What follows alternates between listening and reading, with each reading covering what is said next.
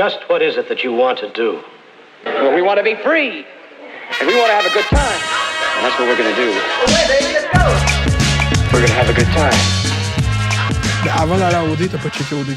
Les derniers, non. J'ai du temps error. Non. Mais j'ai écouté des segments, mettons, de temps en temps, des fois, mais jamais une saison au grand complet, non. Puis dans ta préparation d'OD, tu voulais pas genre écouter ça, voir comment le show allait? C'était quoi? Non, ma préparation d'OD, je m'étais dit, OK, il faut que j'arrive en confiance. Faut que... Ben honnêtement, j'avais pas tant de préparation à faire, mais c'était juste rester un peu moi-même. Puis sinon, faire en sorte que tout mon... ça, c'est une affaire que j'ai faite. Tout mon environnement autour de moi soit positif. Ça, j'ai mis l'emphase là-dessus. Puis une des choses que j'ai faites par rapport à ça, c'est que je l'ai pas dit à mes parents que j'allais à OD.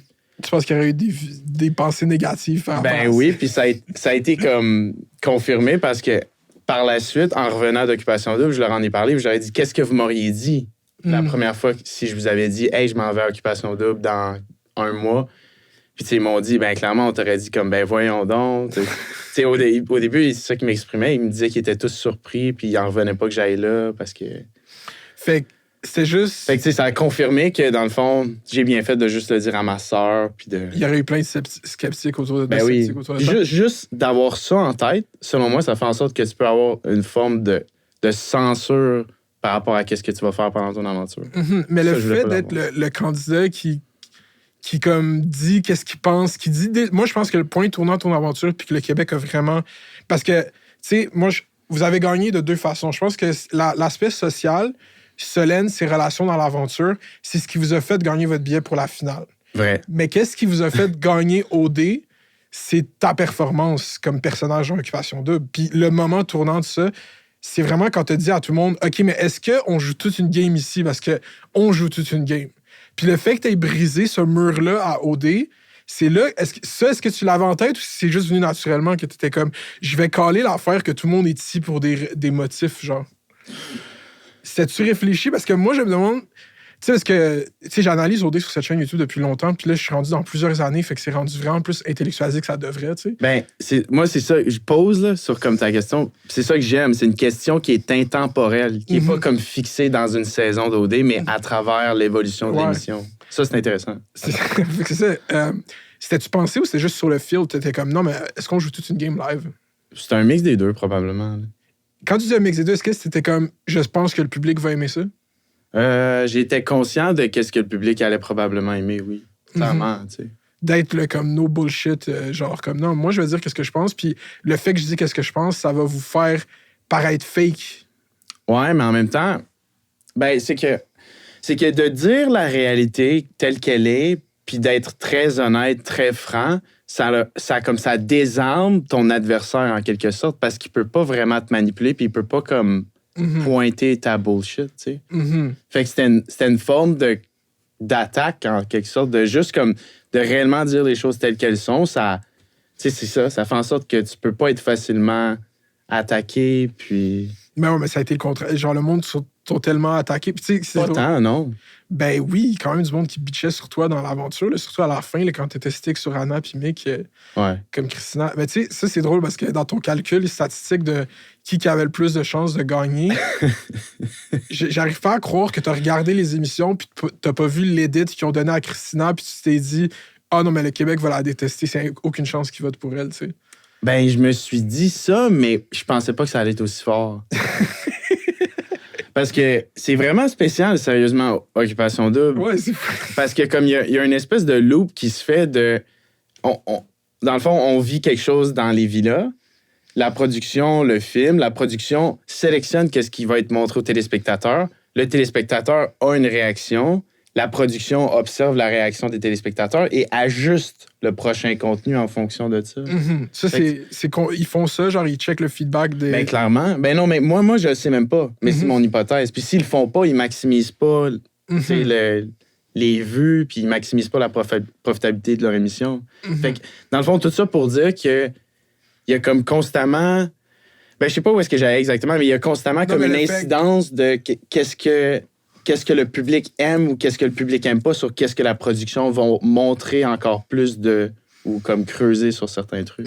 Parce que des fois, dans l'aventure, je trouvais que j'aurais espéré de toi que tu vois l'idée que, genre, même Alexa et Christina, oui, c'est le couple qui sont ensemble depuis le début, mais ça veut pas dire que le public les aime, genre. Le public aime pas les espèces d'histoires d'amour, de même. Il trouve ça plate. Ouais. Que- Mais ça aussi, c'est une réalité, c'est que Parce que- comme... ouais. OK, garde, Occupation double, pourquoi est-ce que les gens votent? Ben, pour qui les gens votent? Est-ce qu'ils votent réellement pour les deux personnes qui sont le plus en amour? Ben non. C'est ça la réalité. Puis je pense que les gens, il faut qu'ils s'avouent ça à eux-mêmes. Moi, quand j'avais comme 14 ans, là, puis je m'entraînais, puis je votais à Occupation double, je votais pour le gars avec les plus gros bras. Là. Je faisais de quoi de bidon comme ça, puis... Mais je pense que le consensus de pourquoi voter pour toi, c'est on va voter pour la personne qui nous a le plus divertis. Parce qu'à la fin, c'est un produit de divertissement Occupation double. Qui a animé les discussions? Qui a rendu ça intéressant? Parce que aussi, c'est... Tu sais, ça fait deux saisons d'Occupation double qui sont pas très bonnes. Là. Ouais. Cette saison, moi, j'ai même pas fini les 2 dernières saisons. Puis elle, dès qu'elle a commencé, j'étais comme, il y a quelque chose. Tu sais, ça a commencé avec Bilal. Bilal, personnage incroyable. J'ai adoré Bilal. Il aurait dû rester plus longtemps. C'est vrai. Bon personnage, oui. Puis après, toi, t'as comme Carrie, t'es sorti ta coquille. Parce qu'au début, t'étais un peu plus gêné, mais genre, en est, tu t'es comme établi, genre. Au travers des yeux de la production, ouais. Ah, OK, ouais, ils ont vu. Ben, Tu penses que depuis le début, t'étais là quand même? non, pas autant, mais tu sais, au début, il y a d'autres trucs qui se passaient, mettons, puis c'est sûr que j'étais moins inclus. Autre fait pertinent, comme en général, à Occupation double, prendre le premier voyage, selon moi, c'est pas toujours la meilleure affaire Non, parce que tu finis comme par moins t'insérer dans le groupe. C'était qui le premier? C'était toi, puis C'était Anna? moi avec Catel. Ouais. Ah, toi avec Catel. Ouais. Ah, c'est vrai, ça, c'était le voyage malaisant. Hein? C'était genre le voyage... C'était pas... Ben, de mal à la télé, je parle. OK. Ça, c'est un autre aspect d'Occupation double. Comme Ouais. à Occupation double, t'as tellement d'ego qui clashent qu'il y a beaucoup des réflexes pour protéger son ego. Dès que quelqu'un sent la moindre senteur de refus ou que comme il n'y a pas un intérêt, ça va comme fermer ses portes. Puis, mais tu sais, c'est beaucoup de protection d'ego. Les gens veulent pas se faire refuser devant la caméra, devant 500 000 Québécois. Tu sais. Non, le vieil. Fait que les voyages comme ça peuvent paraître comme un peu lourds, mais au final, ça ne l'est pas. Là. Puis, by the way, bonjour tout le monde. Bienvenue à Fait d'hiver, la meilleure podcast au Québec. Aujourd'hui, on est avec le grand gagnant d'Occupation double, co-gagnant, Félix Lévesque, diplômé en actuariat, maîtrise en quoi déjà? Pas vraiment. J'ai étudié... Ben, j'ai fait un bac en mathématiques, spécialisation en actuariat. OK. J'ai fait 4 examens d'actuariat. Pendant que j'étais à l'école, j'en ai pas refait après. Je suis pas actuaire, je peux pas porter le mot d'actuaire. OK, j'étais sûr que t'étais actuaire. Non, puis j'ai fait une maîtrise en mathématiques. Mais c'est bien Non, ça. que tu aies lâché le monde de l'assurance parce que je sais pas si tu as vu ce qui se passe aux États-Unis avec le tueur de United Healthcare. Ouais, j'ai vu ça vite fait, là. Ouais, bonjour. Cet épisode vous est présenté par Promis. Qu'est-ce que c'est, Promis? C'est un organisme qui offre des services aux nouveaux arrivants et aux réfugiés au Québec. Des services de francisation, d'aide au logement, de soutien scolaire, tout plein de services que vous voyez juste ici. Puis en fait, Promis présente cet épisode. Puis comme vous savez, c'est un enjeu qui a quand même été souvent abordé dans la chaîne. Fait que quand Promis a voulu s'associer avec Fait d'hiver, je trouvais que c'était le match parfait. Donc, si vous connaissez des nouveaux arrivants, des immigrants, des gens avec un statut de réfugié qui ont besoin de services, qui veulent des services, ben, tous leurs services sont disponibles sur le nouveau site web de Promis, le promis.qc.ca. Donc, merci de présenter cet épisode. Et ouais, c'est ça. Allez voir leur site web, pour vrai. Puis ils donnent des cours de francisation, puis tout. Puis comme t'apprends le français même. Est-ce que tu savais que Trump avait gagné dans OD ou ils t'ont pas dit? Ils vous l'ont-tu dit?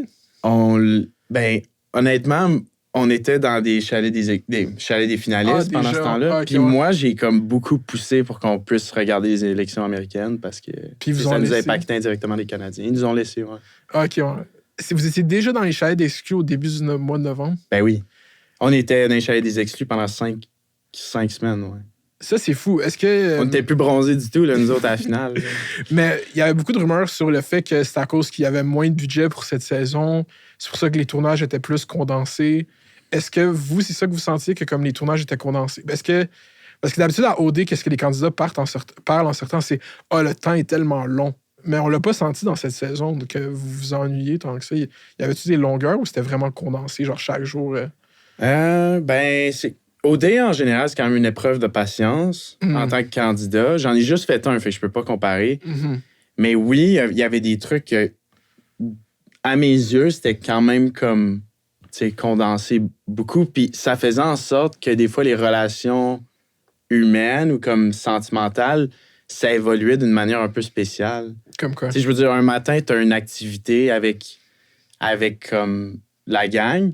Puis là, après ça, tu as un 5 à 7. Puis là, au 5 à 7, tu sais, mais comme d'habitude, c'est bon dans une relation au début, quand tu as des sentiments pour quelqu'un, de laisser ça mariner, mettons, un 24 heures. Mais au dé, tu n'as pas tout le temps ce temps-là. Fait qu'il faut que tu en ligne, là. C'est comme. Puis je pense que nos 5 à 7 étaient un peu plus courts que les années d'avant aussi. Puis les parties, moi, c'est l'affaire qui m'a le plus trigger chaque fois, les parties le jour. Tu sais, d'habitude, c'est la nuit. Là, pourquoi vous faites ça en plein soleil dehors? Il y a un party, je trouvais ça malaisant. Ouais. Ça avait pas de l'air de party, vraiment. Là, comme... Même le party, mettons, le plus... Je sais même pas c'est quel le party le plus intense. C'est lui où il y avait les nouvelles, puis toi, t'as géré les nouvelles. Ça, c'était drôle. Ah, ça, c'est du party de clown, je pense? Ouais, puis Le party bowling? Ou... C'est genre le party où est-ce que t'as dit à Kat t'étais plus down... ça ou... Non. Amelec, je pense. Ouais, t'as dit à Amelec que t'es plus down. Elle l'a dit à Bilal. Bilal, il lui a dit avant. Tout est arrivé ce soir-là. Yo, Bilal était incroyable, mais le pauvre, en fait. Tu sais, comme le move de s'auto-éliminer d'Occupation Double pour pas se faire éliminer, ça, c'est du génie. Ouais. Genre la protection d'ego, justement, pour revenir. Ben oui, parce qu'il était dans l'enveloppe. C'est comme il était dans l'enveloppe quand il est allé annoncer qu'il partait de l'aventure. Puis, ben, ça, il y a encore des mystères par rapport à tout ça. Puis, moi, j'ai pas parlé tant que ça du monde de l'aventure après, mais comme, tu sais, probablement que la production était comme, ben, pourquoi on laisse pas juste le fil du temps se laisser aller? Tu vas partir de toute façon. Je pense qu'il trouvait ça plus drôle. De faire ça? Ben oui. Possiblement. Okay. À son détriment. Parce qu'il savait comment il allait paraître avec son gros écho. Ça décrit un personnage. C'est ça, genre, je pense. Ouais. Parce que normalement, je pense qu'il aurait dit, ben, comme, bro, attends, là, tu es dans l'enveloppe, je sais pas, là, en fait. Mais là, c'était comme le parfait finisher de ce personnage-là. Mais toi, t'avais analysé la game à la fin avec tes projections statistiques, puis à la fin, tu nous fais une vidéo sur Instagram où c'est comme la théorie des jeux, puis tout. Est-ce que tu étais là-dedans, dans l'aventure, ou c'est après que tu t'intéressais à ça, où tu étais comme, il faut que je traite ça comme une espèce d'équation mathématique, que je trouve une résolution, tout le temps calculer les statistiques du prochain move possible. Ils vont me donner l'immunité. C'est quoi les chances qu'ils fassent ça, qu'ils nous laissent décider à 2, à 3. Genre, t'étais tout le temps dans cette espèce de calcul-là?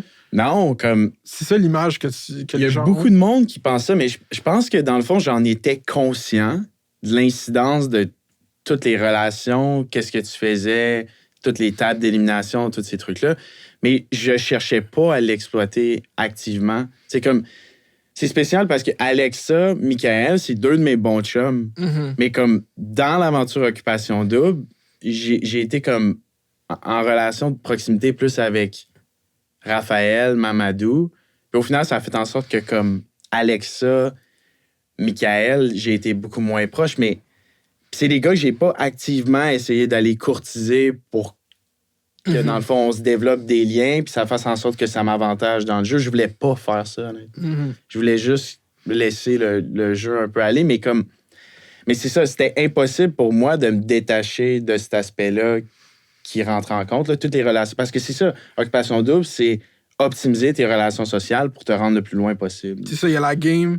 Puis c'est pour ça que je trouve que Solène avec les filles, tu sais, quand elle avait une proximité, comme ça, c'était la game sociale dans le jeu. Puis toi, c'était la game sociale avec le public. Genre, je pense que c'était le parfait mash-up, tu sais, genre, 1 mois avant la fin de la saison, je savais que t'allais gagner, là, tu sais, c'est comme... Ah ouais, OK. Mais il y avait tellement de momentum. Je sais pas si t'es allé lire après, le méta-discours sur OD, genre sur Reddit, sur Instagram. Reddit, c'est solide, mais Reddit, c'est l'intersection qui matchait plus avec moi. Fait que c'est un peu biaisé, tu sais. Sur Facebook, c'était un autre discours, c'est ça que j'ai remarqué. Des commentaires de haine, j'en ai sur Facebook. Sur Instagram, j'en ai à peu près pas. Puis sur Reddit, je me faisais vénérer. C'était 3 mondes vraiment différents. Puis je pense que c'est les intérêts des gens. Là. C'est les démographiques de ces plateformes-là. Je pense que c'est ça que le monde disait, le stéréotype. Les gens plus âgés sur Facebook avaient plus une faiblesse pour 4L puis pour Raph. C'est eux qui ont vraiment... Mais tu sais, comme moi, Raph, je l'ai tellement détesté dans la saison. C'est comme... Non, mais je veux dire... Moi, historiquement, le candidat que j'ai le plus chaussé sur Internet, c'est Chiari, mais comme Raph, pour les gens qui connaissent le canon, ça, genre, j'ai plus détesté Raph que Chiari. Genre. Ah ouais. Ah, il m'énervait, là. Genre, puis même dans ses stories Instagram, il m'énerve encore maintenant. Là. Comment qu'il nous parle en bébé, là, il est comme sa voix de bébé des fois. Là. Je suis comme, bro, shut the fuck. Ah ouais. Ben, je peux comprendre, c'est un autre style. Non, mais je fais juste troll, mais genre. Ouais, je pense que le public Facebook. Puis moi, j'observe les tendances. J'aimerais ça qu'on fasse un everyday polling lead-up à la finale, voir les résultats, comment ils ont changé, parce que la diffusion de l'émission, la dernière semaine avant le vote, là, l'émission du lundi puis du mardi, où est-ce qu'on a vu Kat L regarder les premiers épisodes, genre, ça a switché la perception du public de plein de gens. Il y a eu une espèce de petit momentum qui s'est parti pour eux cette semaine-là. Tandis que c'était vraiment un lock pour toi. C'est pour ça qu'ils ont fini avec un bon pourcentage. Parce que même moi, quand je regardais ça, j'avais pas réalisé à quel point Kat L était drôle. Mais dans ces 2 épisodes-là, c'était comme. C'est vrai que Kat L, dans le fond, c'était tout un personnage d'OD, genre. Puis ça a switché de quoi, là? Je pense pour ça qu'ils ont eu un. Mais tu sais, comme j'aimais ça qu'on traite ça comme les élections, tu sais. Ouais. Parce qu'on n'a pas beaucoup de produits culturels qui intéressent autant les gens au Québec, là. Fait que comme c'est le fun d'avoir OD puis de le prendre au sérieux, parce que qu'est-ce qu'on a d'autre, tu sais, qu'Occupation Double? Ouais. Big Brother, les Survivors, ces trucs-là, mais c'est pas trop... Il y a du monde qui sont passionnés de ça, mais c'est pas comme une espèce de cultural moment. Tu sais, comme une bonne saison d'OD qui fonctionne, là. Tu sais, au début, le monde ne checkait pas OD cette année, là. Mais le bouche à oreille s'est passé comme yo, c'est une bonne saison d'OD. Ah, ouais. C'est une bonne saison d'OD. Comme avant, les 2 dernières années, je te dis, je les ai même pas écoutées. Là. Genre, je m'en foutais un peu, je trouvais ça plate. Je regardais le début, puis à un moment donné, je décrochais. Là, j'étais comme, oh my god, il va se passer quelque chose. Tu sais, comme. Puis c'est vraiment le fait qu'ils ont Raph et Bilal ont bif. Genre, ça, c'était bon. Là. Ça faisait longtemps qu'on n'avait pas eu à OD 2 personnes qui se chicanent. Genre, puis toi à côté qui fait des push-ups. Genre, c'était comme. Est-ce que toi, tu sais, parce que quand Adamo a gagné OD Bali, tu l'as pas checké, là, mais Adamo a gagné Bali un peu comme toi. Dans le sens que. Puis no offense à Solène, là. Genre, je respecte à son grind dans l'aventure, là. Mais peu importe avec qui t'aurais été dans l'aventure, t'aurais gagné. Genre, juste te dire de mon analyse. Puis Adamo, c'était ça aussi un peu. Il avait séduit le public. C'est ça le plus gros shit qu'il faut faire à Occupation Double, c'est séduire, se rendre à la finale, mais que tout le long, t'aies séduit le public. Ben oui. Toi, t'avais-tu ça en tête, comme il faut que le public m'aime? Ben, j'étais conscient que... Ben, tu sais, premièrement, moi... Dans la vie de tous les jours, je fais des petites jokes. C'est comme dans mes passions, comme être dans un groupe de boys puis faire rire les boys, c'est genre ma passion, honnêtement. Fait que ça s'est reflété dans l'aventure, puis je pense que ça a fait rire les téléspectateurs aussi. Puis en passant, juste de même, les meilleurs jokes sont pas montrés. Là. Ben non, mais c'est même Comme pas... vous voyez un petit pourcentage de c'est quoi l'aventure d'un candidat OD, puis vous voyez le côté... qui est bon pour Occupation Double, mais des fois, il manque des côtés humains puis des côtés de camaraderie. Ben, mais moi, je pense que c'est normal. pour les relations interpersonnelles, les relations de couple qui se développent, moi, j'ai tout le temps dit Occupation Double, un des problèmes avec ça, c'est quand ils filment vos dates, ils vous montrent plus parler de votre date que la date. Fait que c'est rare qu'on assiste à des discussions de genre, où est-ce que tu as grandi? OK, t'as étudié en quoi? Qu'est-ce que tu fais dans la vie? Genre, tu sais, c'est rare qu'on a le raw material. On a souvent, votre perception de la discussion.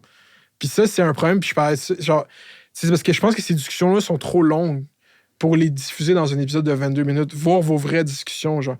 Faudrait que ce soit un live stream, genre, faudrait que ce soit en direct. Ouais. Parce que sinon, tu pourrais pas... c'est plus optimisé de diffuser toi qui dis « Ah, on a passé une belle nuit de l'amour, on a appris à elle connaît ma vie maintenant, où est-ce que j'ai grandi, puis tout, au lieu de, genre, juste nous montrer comme toi qui explique où est-ce que tu as grandi, tu sais. Ouais. Puis ça, c'est un problème. C'est pour ça que ça serait meilleur. Mais en même temps, je sais pas, eux, ils ont des choix à faire au niveau du montage. Mais toi... Ben, attends, je vais revenir à ta question, mais comme... C'est ça, oui, j'en étais conscient que ça...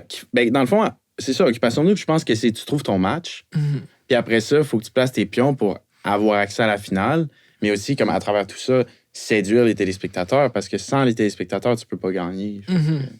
Est-ce que Christina, elle savait qu'elle était détestée du public?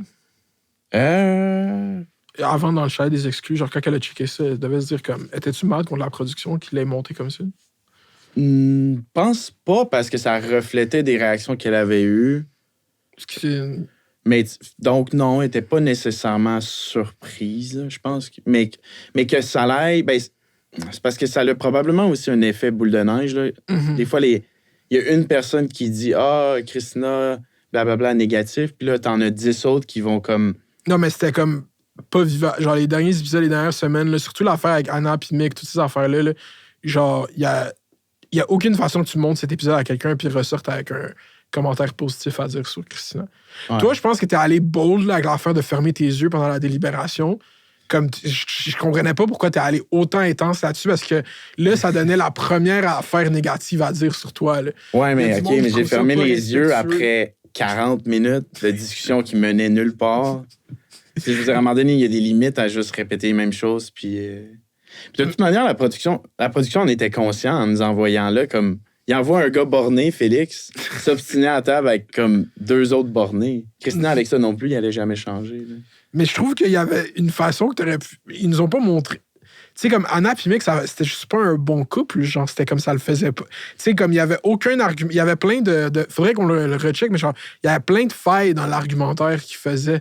Fait que, comme, je trouve que des fois, ça aurait pu être mieux, genre. Tu sais, c'est tough à dire. C'est plus facile à dire en rétrospect, là, genre. Mais t'aurais pu plus exposer ça. Mais, Dans- mais ça aurait-tu changé quelque chose sur leur décision? Non, mais ça. Si Alexa et Christina avaient devant eux des preuves que Mick et Anna n'étaient pas un couple compatible, qui ne croyaient pas en leur compatibilité, ils n'auraient pas changé d'opinion pareil. C'est ça aussi, Occupation Double. C'est quand quelqu'un prend une décision, il ne changera pas sa décision. Parce qu'ils veulent protéger leur fierté. Leur maison des exclus pour faire des. C'est quoi que t'as dit, des muffins? Ouais. Des muffins de maison, en faisant des mots croisés. Bro, quand t'as gagné au dé, moi, c'est ça que je t'ai écrit, là. Quand t'as dit merci aux Québécois, genre, je peux. Moi, j'étais comme, il fallait que tu dises merci aux Québécois, on est quelque chose comme un grand peuple. Là. Fallait que tu dises ça, genre. Le pire, c'est qu'en le disant, on dirait que mentalement, j'ai fait comme, hey, crime, ça sonne comme un discours souverainiste, mais j'ai comme, tu sais, je voulais pas aller dans. Bro, moi, OD m'avait invité à la finale d'OD Afrique du Sud. OK. Puis j'étais comme, c'était en direct. Puis j'étais juste à côté des marches, genre, que genre, je pouvais juste aller sur le stage, genre. Puis j'étais comme, est-ce que je fais juste un Kanye, genre? Puis quand Jay est en direct, j'y vais, je suis comme, yo, Jay, I'ma let you finish, mais genre, le Québec devrait être un pays, genre. T'es-tu souverainiste? Ben, je crois que le Québec devrait être un pays, oui. Oh my God! Mais On l'a. Il fallait que... C'est une belle phrase, le Québec devrait être un pays. OK, vas-y, pourquoi le Québec devrait être un pays? c'est surtout de l'aspect culturel. Tu sais, le Québec a une culture. C'est que tu as 2 trucs en opposition. T'as, mettons, notre premier ministre actuel, Trudeau, qui va dire qu'on est un État post-national sans culture distincte. Oh my God. Puis après ça, t'as le Québec qui a une seule langue commune, tu sais, par rapport à toutes les autres régions d'Amérique du Nord. Puis on a une culture aussi qui est commune. Mais en se faisant dire ça de notre État protecteur, le Canada, c'est comme si on n'était pas distinct. Puis on était condamnés à tranquillement, si on restait dans cet État-là, à mourir. Wow. Puis de perdre. Imagine une culture qui perd sa langue, ses racines, comme tranquillement, c'est pas beau, là. Non, moi, je suis vendu, là. Moi, je suis souverainiste. Après, tu sais, le Canada, c'est juste, c'est pas un pays, là, en plus. Moi, c'est de même, je le caricaturise juste pour communiquer. Genre, je suis comme...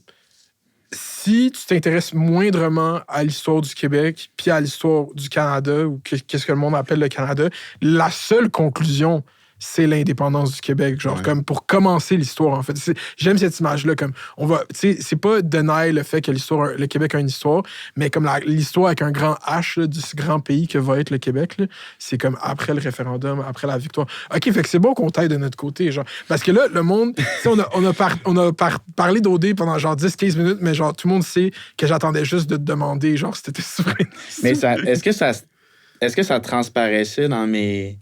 Non. De la manière que... OK, non. Non, Mais je suis pas un militantiste. non, c'est chill, c'est casual. Mais clairement que comme... Si le vote est devant toi, Québec, pays, oui, non, tu votes oui. Ouais, puis il y a aussi une autre réalité, c'est qu'on dirait que je l'ai pas réalisé avant un bon bout dans ma vie. Fax. Parce que j'habitais... Tu sais, je suis né au Saguenay, mais j'ai pas grandi là. J'ai déménagé à 5 ans, j'habitais à Gatineau. Gatineau, c'est francophone. Ville de fonctionnaires, là. Ouais, ville de fonctionnaires un peu plate. Mais après ça, j'étais arrivé à Montréal, puis j'y pensais pas trop. Mais à un moment donné, quand j'ai déménagé à Griffintown, il y a comme 7-8 ans, j'ai réalisé comme, OK, ouais, à chaque fois que je vais au resto, ici, à côté de chez nous, je me fais servir en anglais. Puis comme ça arrive souvent que la personne, elle peut même pas switcher un peu en français, puis mais je suis chez moi au Québec, tu sais, puis ça m'a comme beaucoup réveillé. Puis là, ouais, ben, d'habiter à Montréal, c'est ça, ça a vraiment réveillé le Québécois en moi, là. Parce que je me suis dit, ouais, OK, c'est parce que Montréal, c'est le futur du Québec au grand complet. Mais Le Montréal d'aujourd'hui, c'est le Québec de demain, parce que je pense qu'il y a comme... C'est parce qu'il y a un piège là-dedans, c'est que ça va souvent être associé comme à Montréal se fait comme anglophonisé par l'immigration, genre.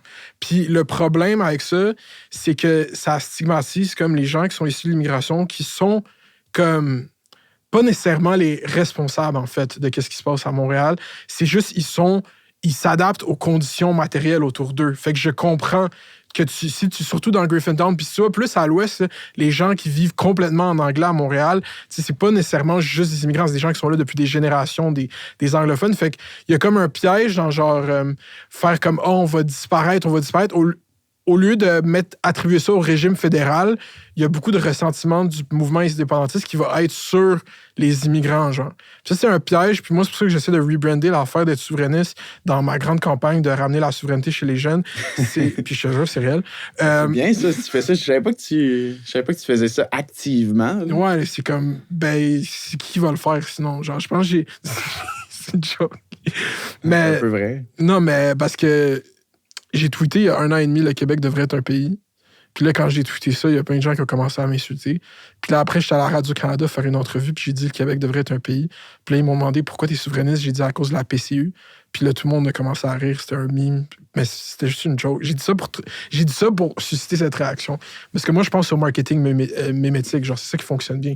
Fallait dire de quoi c'est stupide. Pourquoi t'es souverainiste? La PCU. Tu sais, genre, je savais que c'était stupide. Puis à partir de ce moment-là, puis même depuis l'élection de 2022, je vois une montée du souverainisme chez les jeunes. Puis je pense que la COVID, si tu veux mon analyse, la COVID, c'est là que j'ai vraiment réalisé. C'est pour ça que je dis à cause de la PCU, parce que je pense qu'on est... Moi, je suis né en 1997, j'ai pas comme connu le référendum, j'ai pas connu la chute du mur de Berlin. Genre, on a comme perdu l'idée qu'on peut appartenir à l'histoire, genre. On vit dans une ère comme néolibérale, full mondialisée, qu'on est comme... Non, mais comme l'histoire est finie, nous, on fait juste vivre le résultat de l'histoire. Puis je pense que la COVID, c'est un événement historique fédérateur qui a fait réaliser à une génération que, comme non, on peut s'inscrire dans l'histoire, puis on peut comme créer un pays.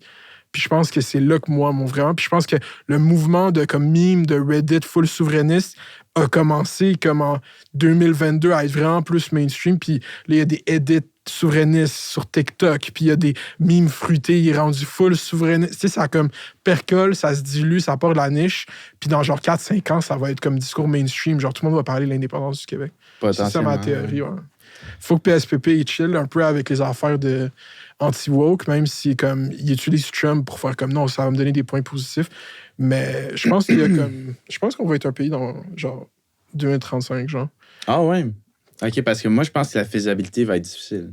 Non, moi, je pense... Parce que l'idée, là, c'est que, justement, il faut déconstruire l'affaire que le vote immigrant ne va pas voter pour la souveraineté. Fait qu'eux, leur calcul, c'est... non, il faut qu'on fasse le plus tôt possible parce que sinon, on va être remplacé. Il nous faut des Canadiens français d'origine colon qu'on soit en majorité pour voter la souveraineté. Mais moi, j'ai cette idée en tête que le Canada, c'est tellement un pays de marde. Puis là, je dis ça, désolé à toutes les institutions fédérales que je veux travailler avec dans les prochaines années. Là, les gens vont se rallier, peu importe. Ouais, juste pour comme exister, parce que le nationalisme, là, chez les Algériens, chez les Marocains, c'est de quoi qui est dans leur culture, comme c'est dans leur ADN, leur famille, puis toutes ont une idée du nationalisme qui est comme positive, qui est pas nécessaire. Puis je pense que à travers la diffusion culturelle des idées, comme créer des œuvres artistiques. Puis là, c'est juste moi qui yappe, c'est toi qu'on est supposé interviewer, là, mais... Non, vas-y. Non, c'est bon, c'est pertinent. Moi, je pense qu'à travers la culture, comme, puis créer une espèce d'unicité québécoise moderne parce que les jeunes qui grandissent ici, issus de l'immigration, qui sont dans les écoles secondaires, qui ont leur propre lingo, leur propre slang, qui est genre fondamentalement québécois, mais avec des influences de partout dans le monde, ça, c'est autant québécois pour moi que genre l'accent du Saguenay, genre. Puis c'est cette idée-là qu'il faut amener de l'avant. Puis des fois, parce qu'il y a beaucoup de gens aussi, comme nationalistes identitaires, ils détestent les musulmans. Fait que ça, c'est tough dealer avec eux, mais whatever, genre, it is what it is. Ils vont en avoir même si on ne devient pas un pays. Mm-hmm. C'est ça. Fait que je suis content qu'on ait adressé ça. Tu sais que le PQ va vraiment te clipper à avoir dit que le Québec devrait être un pays. T'es le gagnant d'OD. Là. Ah ouais? Ben. Ils peuvent savoir que c'est mon opinion, mais tu sais. Tu sais, en général, tu sais, tantôt t'en parlais, tu dis, si quelqu'un connaît l'histoire avec un grand H, tu sais, c'est spécial aussi parce que tous les profs d'histoire que tu vois, ils sont tous souverainistes. C'est comme si dès que tu as une connaissance minimale de l'histoire du Québec puis du Canada, blablabla, tu vas finir par être souverainiste parce que tu vas réaliser des choses. Mhm. Ouais. Puis là, quelque chose qui m'a full intéressé avec toi, que j'ai encore une fois jamais vu d'un candidat au dé, c'est que dès que l'heure de vérité a été diffusée, je pense, ou dès la finale, tu nous sors une espèce de vidéo sur TikTok full montée avec les sous-titres, les stocks vidéo, tout comme le format parfait de comme une vidéo de trading sur TikTok, de vidéo de Bitcoin. Genre, t'as déjà pris, je suis un créateur de contenu, j'ai fait une vidéo parfaite. Tu sais, d'habitude, les candidats d'OD, ils font pas ça. Genre, ça prend du temps avant de comme vraiment bien structurer leur offre de contenu. Mais toi, t'es arrivé direct. Fait que c'était ça la strat dès le début ou t'as comme eu cette idée-là dans le chat des excuses? C'est comme... Pour vrai, au début, en allant à Occupation Double, moi, j'avais en tête de, comme, dès que ça allait être fini, de mettre ça de côté puis revenir à ma vie, comme, pas profiter de la plateforme médiatique que ça te donne, la plateforme Instagram, tous les réseaux sociaux.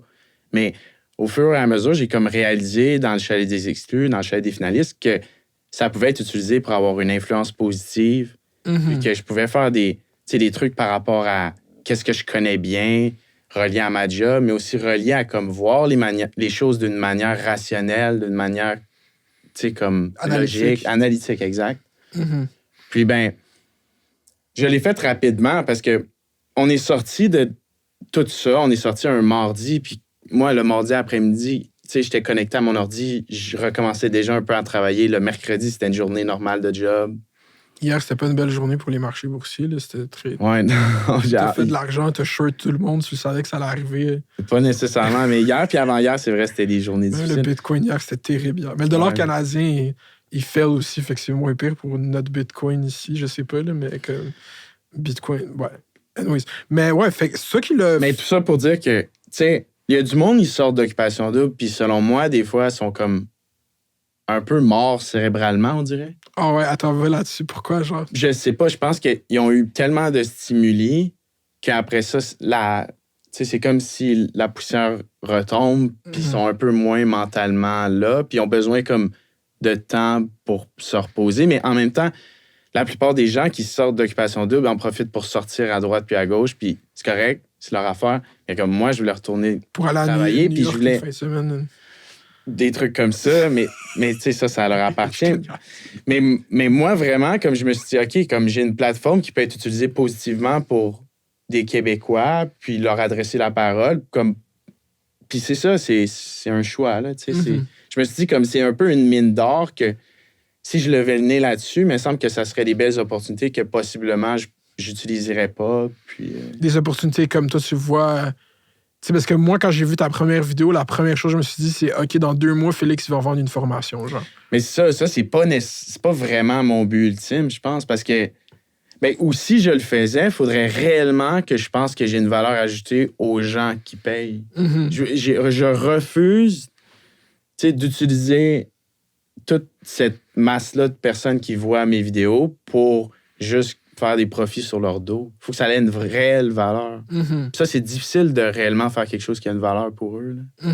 Ben, c'est bon d'entendre que tu as cette entre-temps, tu sais, juste d'éduquer les gens sur c'est quoi investir en général, puis juste analyser des trucs logiquement, ben ça, selon moi, ça a une valeur parce que c'est déjà beaucoup mieux que selon moi. Puis là, je ne veux pas pointer de nom ni rien, mais tu sais, un candidat qui sort d'Occupation Double, son premier vidéo, c'est aller se faire des soins esthétiques, comme.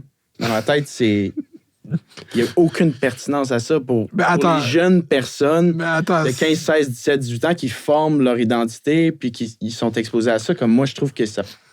Mais c'est parce que je veux dire, du contenu lifestyle, de soins de beauté, day in a life, tu sais, c'est comme... Il y a une valeur de divertissement. Là. Les gens aiment ça regarder ce genre de choses-là. Genre... Oui, possiblement. Puis je le sous-estime sûrement parce que moi, ça m'intéresse pas. Ça t'intéresse pas vraiment. S'il y a du monde que c'est du contenu par rapport aux finances puis à l'entraînement, ils trouvent ça pas intéressant. Là. Même si tu juges toi-même qu'il y a une moralité comme objective, un bien objectif à parler de ce genre de choses-là, comme quantifier les probabilités de trouver l'amour. Tu sais, c'est comme... Tu sais, objectivement, quelqu'un pourrait faire comme « Ah, ben ça, c'est mal, cette vidéo-là. » Tu sais, comme, je veux dire... Tu sais, qu'est-ce que je veux dire par là? C'est pas que je trouve ça mal, c'est juste c'est relatif, genre, en fait. Ouais, un peu vrai, là. Probablement, comme- je suis un peu difficile avec ça parce que moi, c'est un domaine qui... Tu sais, ça me passe 10 pieds par-dessus la tête, là. C'est ça. Mais je pense aussi que, tu sais, tu as beaucoup d'impact sur ce que tu vas dire à des jeunes personnes. Fait que tous les candidats devraient... Dans le fond, la seule et unique manière que tu peux influencer les gens, c'est par l'exemple. Puis si les exemples que tu donnes, c'est des trucs un peu superficiels, selon moi, c'est intéressant un parce peu que... plate pour... C'est un peu plate pour l'auditeur qui... Fait que tu lui te sens va se pris laisser d'un, influencer par- d'un devoir. Oui, un peu, honnêtement, oui. À chaque fois que je mets quelque chose, je me demande profondément, est-ce que c'est pertinent? Puis probablement, je m'en pose beaucoup trop de questions parce que la plupart des gens sur les médias sociaux, ça que je réalise, ils veulent juste voir ta face ou ils veulent t'entendre parler, de peu importe qu'est-ce que tu parles. Mais parce que si on embarque dans cette ligne de morale, puis de comme je dois faire des choses, tu vas réaliser à un moment donné, puis là, tu t'intéresses à ce qui a trait à ton champ d'expertise, mais que dans la lutte pour la justice sociale ou pour le bien pour les gens, il y a une infinité de choses que tu vas pouvoir parler, puis même devoir parler. Puis en fait, tu n'as pas fait un post pour la Palestine là, depuis que tu es sorti. Là. Il y a un génocide en ce moment. Tu sais, comme on pourrait dire ça de toi. Là, genre. Ouais, je comprends. Mais il faut que tu, quand même, tu choisisses ta niche. Là, tu C'est- peux pas être une girouette partout. Non, là. je sais, mais je veux dire... je veux dire... Faut choisir ses luttes. Là, Non, mais je veux dire, en même temps, c'est ça. Fait comme si, je sais pas, je pense qu'ils l'ont pas mal toutes faites, là, des espèces de day in a life. Je m'en vais voir les gens pour les ongles, puis après, on s'en va au Shaker voir Mamadou, ceux qui travaillent au Shaker. Ben, c'est ça aussi, la répétition. Tu sais, à quel point est-ce que tu vas te distinguer des autres candidats si tu montres quelque chose qu'il y a 6 autres candidats aussi qui ont fait? Puis ça, selon moi, c'est aussi... Ça, Mais moi, je pense ça que manque un peu de pertinence, Ouais. des fois. Je pense qu'est-ce que tu as bien fait, puis qu'est-ce que, mettons, d'autres candidats d'OD ont mal fait à travers les années, c'est que là, on arrive au temps des fêtes, déjà qu'on fasse cette entrevue, tu sais, on va parler d'autres choses qu'Occupation Double, mais l'intérêt général dédié à Occupation Double va décliner drastiquement après le 31 décembre. Ben oui. Puis là, on va déjà être dans d'autres... On est déjà dans OD Tentation, il va y avoir d'autres affaires.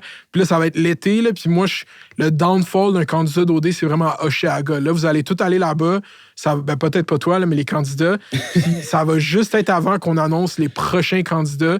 Puis après, on est passé à... Ben là, ils n'ont pas encore annoncé la prochaine saison, mais je pense qu'il va en avoir une. Je verrai... Est-ce que tu as un scoop? Aucune idée, honnêtement. Moi, je pense qu'il va en avoir mais une. me semble que oui. Là. Parce que c'est trop d'argent. Même s'ils font moins d'argent, comme il n'y a pas de production comme OD, comme financièrement, genre, je vois pas pourquoi ils ne feraient pas une autre saison. Hey, C'est ça mais en passant, c'est ça qui est spécial aussi parce que partout en ligne, sur les Netflix de ce monde, tu vois l'explosion des téléréalités. ouais, Donc, clairement, il y a un engouement pour une télé-réalité au Québec, là, selon moi. ben, Malgré que peut-être que l'auditeur québécois se fait des fois voler pour aller regarder des trucs en ligne en anglais. ben oui. Non, mais il y a une volonté pour la télé-réalité, puis c'est non seulement ça aussi, c'est... Tu sais, je pense que c'était un peu ça la plus grosse critique d'OD, c'est que... Qu'est-ce qui est intéressant d'OD, en fait, c'est que ça met des gens de notre génération, puis je dis ça, genre du monde dans la vingtaine, début trentaine, à l'écran, qui appartiennent pas au monde culturel québécois. Fait que, puis eux, ils choisissent des archétypes de personnages. Puis moi, comment je les vois, c'est un peu des fois les pires aspects de notre génération ou les meilleurs, puis on les juge à travers cette émission-là, mais qu'est-ce qu'on fait, c'est qu'on se juge nous-mêmes. Vrai. On juge notre génération. Puis OD, ça devient ces espèces d'avatars pour tous ces archétypes qu'on côtoie tous les jours. Puis qu'ils se sont perdus quand ils ont commencé à mettre trop de gens qui étaient déjà des influenceurs, qui voulaient devenir des influenceurs. Fait que ça perdait un peu de la qualité de quelqu'un comme toi, mettons, ou comme Bilal, comme des gens que, genre, je connais, genre, j'aime ça voir parce que j'ai déjà croisé quelqu'un comme Bilal, mettons, puis je trouve ça drôle, ce genre de dude-là. Puis genre, ou des shit de même du monde que ils sont pas là en train de faire une audition, puis ils vont pas être consensuels toute la saison, puis ça va pas... Tu sais, c'est ça que c'était ça, les 2 dernières saisons, c'était ça. Hey, c'est super pertinent ce que tu dis, mais c'est dur de suivre parce que tu dis beaucoup de trucs rapidement. Là. Il y a un truc que tu as dit, tu sais, tu as dit le downfall des candidats quand puis aussi comme... Ah, c'est vrai, j'ai dit ça, on peut parler de ça. Ouais, ben on peut parler de ça honnêtement parce que une réalité d'occupation double, tu sais, c'est que même si j'ai une job sérieuse, puis si au plus tard, j'ai une famille puis je me sens accompli, tu sais, mon plus grand succès, peut-être aux yeux des gens dans la rue, je vais me faire interpeller dans 99% du temps parce que j'ai été à Occupation Double. Ça dépend, tu préfères la politique. Là, c'est Luc Poirier. Ouais, mais je mettons, suis Luc pas Poirier un a bon fait- menteur. Non, mais c'est bon. Vas-y, fais comme Trump. Genre, fais juste talk shit sur tout le monde. Moi, je vote pour toi. Mais ça dépend. Faut voir le programme, là, mais Luc Poirier a fait OD, puis moi, je savais même pas qu'il avait fait OD. Ouais, ben c'est ça. Mais Luc Poirier, c'est un exemple de quelqu'un qui a réussi à se détacher de ça. Puis Luc Poirier, tu sais, toi, tu le connaissais pas parce qu'il a fait Occupation Double, mais Non. il y a un paquet de monde qui disent encore « Ah, Luc Poirier, le gars qui est allé à Occupation Double. » Malgré tous ses autres succès, c'est une réalité d'Occupation Double, c'est que tu ouvres une porte qui va faire en sorte que pour le restant de tes jours, possiblement que ton plus grand succès aux yeux des autres, pas à tes yeux ou aux yeux Mais de toi, tu ta parles de femme, succès médiatique. aux yeux des autres, Ouais. ça va être ton passage à Occupation Double et d'avoir gagné Occupation Double. Mhm. Alors que, mettons, dans mon cœur à moi, c'est probablement même pas ça. Puis, C'est même pas top 5. ben non, mais c'est cool, c'est bien, tout C'est ça. qu'on mais... veut le top 5 de tes accomplissements. Je sais que tu l'as, genre, ready. Genre. Non, mais en tout cas, tout ça pour dire que se détacher d'Occupation Double, c'est compliqué. Puis la seule et unique manière de le faire, c'est de poursuivre une carrière, mettons, médiatique. Parce que si tu retournes chez toi, t'as pas de réseaux sociaux, les gens vont juste tout le temps te reconnaître pour ça. Mhm. Mais tu sais, si tu deviens... si tu deviens, mettons, Marie-Pierre Morin, Mhm. elle, il n'y a plus personne qui la reconnaît pour avoir fait Occupation 2, mais ils la reconnaissent pour bien d'autres trucs qui ont pris la place de cette importance. Ils la reconnaissent pour bien d'autres trucs, effectivement. Ouais. Pour ne pas les nommer, mais. Mais ouais, c'est tough. Mais en même temps, est-ce que tu aspires à ça, comme de te faire reconnaître pour d'autres choses qu'Occupation 2? Puis je pense que t'as ta vie professionnelle en tant que telle. Ben, non, mais c'est parce que imagine si pour le restant de tes jours, tu te fais reconnaître pour une émission qui au final est un concours de French. Bro, tu sais, Est-ce que tu veux réellement que ce soit ton fait saillant aux yeux des autres? Puis comme ça, je me le pose la question. Tu peux aussi t'en foutre, puis rentrer chez toi, puis savoir réellement qu'est-ce qui est toi-même tes faits saillants, mais peut-être qu'à un moment donné... Puis ça, c'est ça qui est cool. Avec les vidéos que j'ai faites récemment, il y a du monde qui m'aborde dans la rue, mais pour ces vidéos-là. Pas du tout déjà pour OD, puis ça fait juste comme 3-4 semaines. Ça, c'est comme, wow, nice. Mais c'est parce que c'est comme, oui, c'est un gros chunk du Québec, mettons, qui a vu OD, puis je sais, dans OD, vous aimez tout le temps dire faire ça devant le Québec, comme si comme les 8 millions de gens étaient là. Mais tu sais, après, tu vas voir que C'est une niche.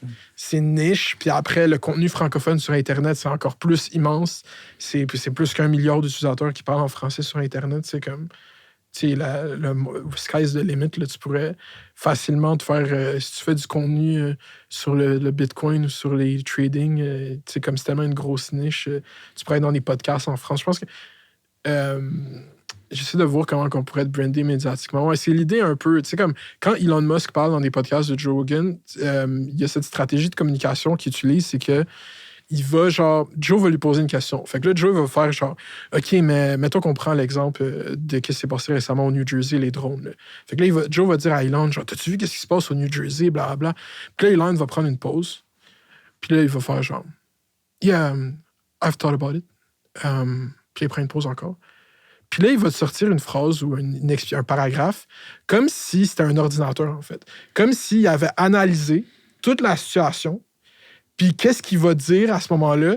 C'est comme si la réponse de ChatGPT, dans le fond, c'est la réponse optimale à le problème qu'on vient de lui poser.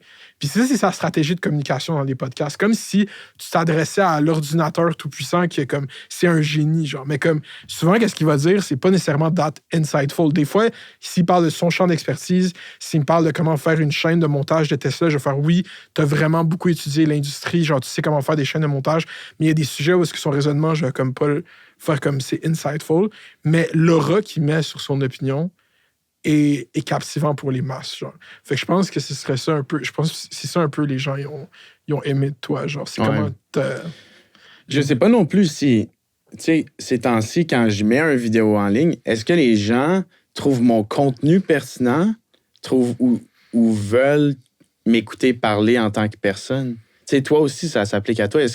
Sont-tu fans de Mooney ou sont fans de politique? Ou sont fans de faits divers québécois? Puis je sais pas, parce que... ça doit être un mix des deux, souvent. Ouais, ben je pense... Qu'est-ce qui est arrivé, si on parle, moi, comme exemple type, là, comme case study, Genre, moi, qu'est-ce qui a fait que ma chaîne a commencé à fonctionner, c'est que je documentais le monde des influenceurs sur le web de façon comédique puis satirique. Fait que je faisais des jokes, puis je faisais du clickbait. Fait que dans le fond, genre, quand Instagram te monte à la tête, P.O. Baudouin, genre, qui est allé dans le taxi, puis là, je fais des jokes sur lui pendant 5 minutes. Au début, qu'est-ce qui attirait les gens, c'était vraiment le titre de la vidéo. Puis avec le temps, le monde a comme développé comme un attachement pour moi. Puis j'ai commencé à donner du contenu plus long format. Mais avec la politique, c'est comme différent parce que moi, je suis campé idéologiquement. Mettons, les gens sont comme, Mounir, il y a du monde qui me perçoivent comme étant un fucking woke dégénéré qui a aucune idée. D'autres qui voient que maintenant je suis souverainiste sont comme, c'est un fucking nationaliste. Tu sais, avec la politique, c'est différent parce que le monde, c'est l'affaire la plus. C'est proche, c'est la vie. Genre, la politique, c'est la vie puis la mort. Genre, fait que c'est différent, mais avant que je prenne vraiment.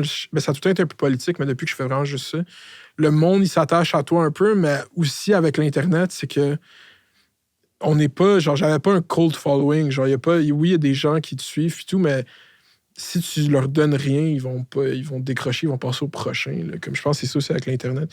Fait que faut pas trop s'attacher à genre comment les gens te perçoivent. Genre, si tu veux te faire oublier, tu vas souvent te faire oublier. Là, comme tu peux grow une barbe, te raser les cheveux, on va pas te reconnaître. Là. Mais toi, tu veux vivre médiatiquement, là, t'aimerais ça. Je sais pas exactement où c'est que ça va me mener, tout ça, mais comme si j'avais une influence positive sur des Québécois, ben prendre ce rôle-là, c'est un honneur. Puis comme... Si genre le grand défi Pierre Lavoie est comme yo, on veut que tu sois ambassadeur pour l'année prochaine. Je sais pas, j'ai pas tant de temps, là, mais... Comment ça, tu travailles beaucoup?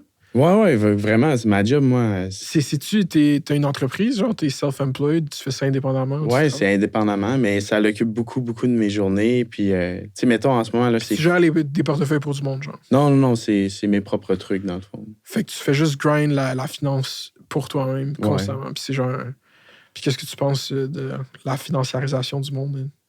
C'est intéressant, sérieux, mais ma job aussi, en tant que telle, est intéressante parce que des fois, je me demande si c'est réellement ce que je devrais faire. T'sais. Est-ce que c'est fondamentalement bon? C'est ça, parce que, tu sais, l'humain, tu sais, il y a 100 ans, l'humain, c'était soit un médecin, un prof, un travailleur qui bâtissait des maisons.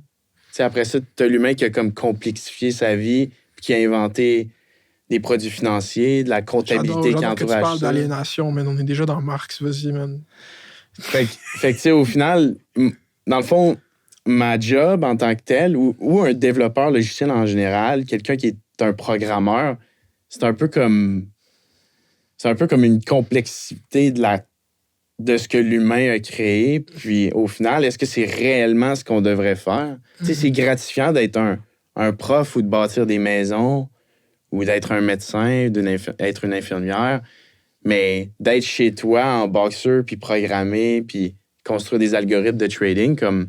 C'est-tu réellement ce que tu devrais faire? Mais surtout, est-ce que tu pourrais... Tu sais, si ton algorithme te dit qu'acheter le stock de cette compagnie d'assurance américaine qui est comme responsable de la mort de plein de gens, comme est-ce qu'il y a une éthique à ça? Est-ce que tu as une éthique de tes investissements? T'es-tu sur les ESG? Non. Non. Honnêtement, non. Puis, ben, la réalité de ça, je pense qu'il y a même des études qui ont été publiées par rapport à ça, puis je ne veux pas me tromper, mais au point qu'il y a des compagnies qui font pas partie de ces espèces d'investissements nobles, qui maintenant, à cause de ça, à cause qu'ils se font lever le nez par plein de compagnies d'assurance, puis plein de fonds d'investissement, ils représentent une opportunité en or, tu sais. Au final, ils ont comme un premium de rendement. Parce qu'ils sont à rabais, dans le fond. Tu sais, si le fonds d'investissement de l'UQAM peuvent plus avoir des stocks de pétrole puis les vendre, mais ça pousse le prix à la baisse. Je comprends. Mais non, moi, j'ai pas de... Dans qu'est-ce que je fais, pour l'instant, j'ai pas d'espèce de limite par rapport à ces trucs-là. À l'éthique. Non. OK. Puis honnêtement, la réalité de la chose, c'est que... Tu sais, comme chaque compagnie a son champ d'expertise, puis d'après moi, il devrait être respecté. Dans le sens que, ouais, tu penses que... Il y a des compagnies, clairement, que ce qu'ils font, c'est un peu comme... C'est délétère. C'est probablement le diable, mais l'opinion publique les a acceptés, puis ils sont sur la bourse de New York. Fait que moi, je les traite tels qu'ils le sont. Fait que dans le fond, ta quête initiale de faire le bien par l'attention qui te. Tu sais, comme on est rempli de Mais contradictions. moi le but de ma job, OK, moi, j'ai la job la plus unique qu'il n'y a pas sur la Terre. Ma job, le but ultime, c'est faire de l'argent, OK? Acheter plus Ouais. bas que ce que tu revends. Fait que... Puis le moyen d'y arriver, c'est en utilisant des mathématiques et la programmation. Puis entre les deux, comme je me pose plus ou moins de questions par rapport à ça. Là. Ben, c'est ça l'affaire, c'est que. Je pense que. Mais ce que je pourrais faire, c'est utiliser les profits que je génère avec ça, puis là, l'utiliser dans des bonnes causes nobles. Hmm. Ça, selon moi, c'est plus optimal que de limiter tes investissements à des stocks qui sont Puis, ESG. Ouais. Mais même ESG en tant que tel, je pense que ça a été, tu sais, comme Larry Fink, le gars qui a créé ça, le rendu là, ses intentions, je les trouve pas nécessairement nobles. C'est juste comme cover-up, faire comme non, regardez maintenant, c'est quoi, c'est environmental, social governance, on est gentil. Tu sais, c'était comme un espèce de front, mais ça va avec plein d'affaires plus politiques profondes. Mais genre, l'idée, ce serait pas. Puis tu sais, je suis pas comme le plus grand révolutionnaire, mais ce serait de se questionner sur ce système-là en tant que tel, puis au lieu de faire genre. On peut pas s'en sortir. Je suis d'accord que mon iPhone... Tu sais, il n'y a pas de consommation éthique sous le capitalisme, mais tu pourrais avoir un regard critique puis faire comme, ce système est fucked up. Je suis là, j'en profite parce on veut vivre, genre, mais c'est pas nécessairement le meilleur système pour l'espèce humaine. Ouais, c'est un peu... C'est le moins pire des systèmes, je pense. Tu penses? Probablement, ouais. Je sais pas, j'ai pas de... Tu sais, historiquement parlant aussi, ça a peut-être été un peu prouvé. Là. Tu penses que qu'est-ce que tu fais appel? C'est genre, il y a plein de gens qui sont morts. Mais le sur capitalisme, communisme. je pense que c'est le moins pire des systèmes. Tu sais. Je pense que c'est quand même crazy comme statement. Là. Il y a beaucoup de gens Dans le fond, c'est que c'est un système vraiment avec des grandes failles, mais... Moi, j'alternative pas genre, le communisme, ça devrait être ça, là, mais je dis juste, c'est sûr qu'il y a une façon de l'optimiser, en fait, là, le capitalisme plus social. Moi, je comprends l'idée que créer les contextes pour créer un libre marché, il va y avoir de l'innovation, puis les gens vont trouver façon de faire plus d'argent, mais quand on est rendu qu'on vend des produits financiers qui sont totalement abstraits, puis que, en 2008, je pense que c'était un bel exemple. T'sais, moi, je suis pas anti-Bitcoin en tant que tel. Là. Je suis mal que ce soit down live, là. C'est tellement terrible là, depuis 2 jours. Là. Mais j'espère qu'on va come back up le 20 janvier. Là. T'en as-tu... Est-ce que t'en as une portion significative qui fait en sorte que t'as un stress Non, en dedans de toi quand ça descend? 0. OK, bien dans ce cas-là, c'est difficile pour toi de te mener cette quête-là réellement. Puis moi non plus, je suis pas dans cette gang-là qui a un investissement notable qui fait en sorte que ça bronche là, quand ça descend. Non, mais quand c'est up, c'est nice. Ouais, clairement. Là. Parce que c'est aussi le reflet de la société, qu'est-ce qui se passe, tu sais. Ben, when in doubt, zoom out. Ouais. C'est ça qu'ils disent. OD, puis t'en parlais tantôt, OD aussi, c'est un reflet de la société, tu l'as dit, là, à travers les personnages, puis le fait qu'à un moment donné, il était tombé dans des influenceurs, puis que ça allait moins attiré le public. Puis là, on est dans une ère de spéculation, puis de bêtes, puis là, toi, t'arrives, t'es comme OD, tout est information. Fait que t'es le reflet de notre époque, où est-ce qu'on aime ça comme miser sur tout, en fait. Peut-être un peu. Puis ça c'est intéressant ce que tu dis, information, parce que pendant l'aventure, puis il ne montre pas beaucoup, mais mettons avec Raph, à chaque fois qu'il y a de quoi qui se passait, moi je disais information, tu sais, juste des trucs simples comme l'ordre sur le tapis rouge, l'ordre à la grande finale de qui était où sur le stage. Tous ces trucs-là, c'était comme, selon moi, c'était à utiliser pour comprendre qu'est-ce que la production voulait montrer, puis à travers ça, tu pouvais comprendre qu'est-ce que le public aimait. Mm-hmm. C'est comment que ça a été décidé, l'ordre que vous passez au tapis rouge? C'est eux, c'est la production. OK, c'était même pas tiré Crée-moi au que c'est hasard. pas aléatoire. OK, là. c'est ça. Ben non, il y a toute une pensée derrière ça. Là. Non, parce que c'était sûr qu'il allait laisser le top spot ouvert, peu importe qu'est-ce qui se passe. Le top spot ouvert. Genre, parce que, tu sais, vous classez, là. Tu sais, de 1 à 9, je pense, je sais pas. Ouais. T'sais, moi, quand j'écoutais, j'étais comme, of course, ils vont tout le temps penser qu'il y a genre le chevalier qui s'en vient. Là. Ben oui, OK. Ça, bon exemple. C'est le reflet des filles de nos jours qui pensent que le prince charmant est au coin de la rue à chaque fois. Fait que, tu sais, il te restait 3 personnes à classer. Il restait... Je pense que les gars n'auraient pas fait la même chose. Non. Yo, bro, ça, c'est cap. Ça, je suis pas d'accord avec toi. Je pense que les gars auraient fait la même crise d'affaires. Real shit. Non, bro, je te dis, les gars... Premièrement, moi, j'aurais imposé une technique. J'aurais dit, les boys, comme... Les 5 premières personnes, il faut les classer 1, 3, 5, 7, 9. les 4 dernières, 2, 4, 6, 8. Déjà là, tu as plus de logique parce que tu te retrouves pas avec un... Tu sais, les filles, là, ce qui est arrivé, c'est qu'il restait 3 personnes à classer, puis il restait 4, 2, 1. Ouais. Fait que c'est vraiment ça que je te dis. Là. Ils pensaient, en tournant le coin de la rue, rencontrer le prince charmant. Je te jure, les gars. Mais les gars, en tout cas, moi, j'aurais dit... Mettons, on t'enlève de l'équation. Là. On met les 8 doutes qui étaient là. Il aurait jamais mis à 1. Je pense que c'est humain, genre.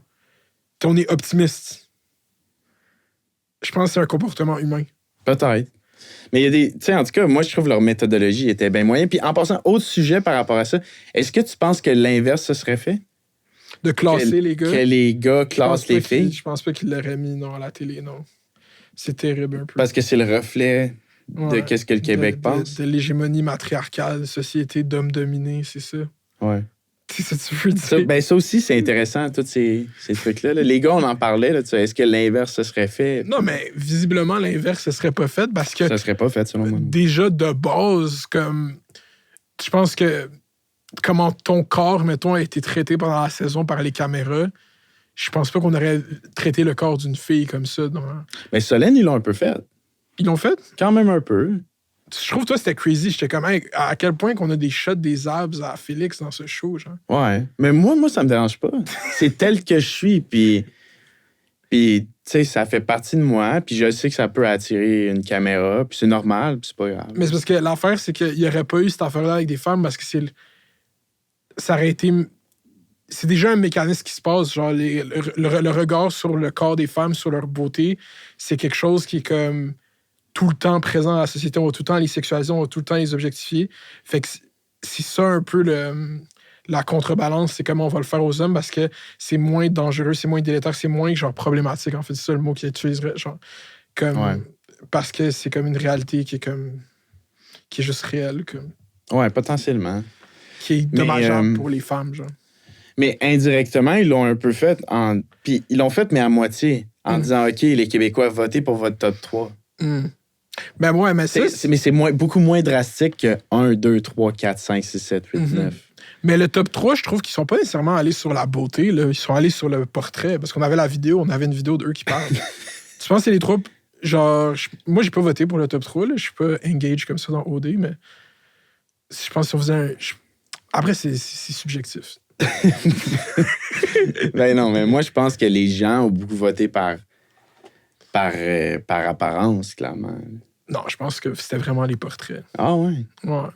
Parce que ben possiblement un mix des deux, mais moi, je pense que en général, comme dans la vie, je crois que, puis surtout au début d'Occupation Double, quand les gens commencent à se parler, se parlent pour la première fois, ils s'observent beaucoup plus qu'ils s'écoutent réellement.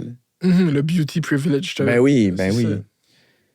Ça, c'est un peu ça, des fois, à travers la vie, dans plein d'autres domaines. Puis c'est triste aussi d'un autre côté. Là. Parce que c'est comme si les gens, au final, font juste se regarder plus que s'écouter. Ça, c'est une vidéo là-dessus. Comment tu brainstormes tes vidéos? T'as-tu comme une liste de sujets de vidéos que tu veux faire? Hey, ça, c'est pas un peu, mais bien honnêtement, des fois, je me donne juste 15 minutes, puis j'ai plein de sujets qui me viennent en tête. Ben oui, c'est ça. Faut que tu fasses une vidéo, genre, mon cas pour l'indépendance du Québec. Je sais pas. Hey, honnêtement, je sais même pas si je veux être associé au souverainisme parce que je le suis, mais je le suis peut-être 70-30. Ouais, on va te laisser. Parce qu'il y a des limites économiques peut-être à tout ça. Puis, Tu penses... Mais pour l'aspect culturel, je suis all the way. Tu penses qu'il y a des limites économiques à un Québec prospère et indépendant? Peut-être, honnêtement. Ben, je pense qu'il y aurait comme... tu sais, parce que le Canada, c'est un État pétrolier. Tu sais, on a beaucoup cette image que, genre, le Canada, c'est ce beau pays. Tu sais, on est un État que notre plus grande ressource, c'est de l'énergie.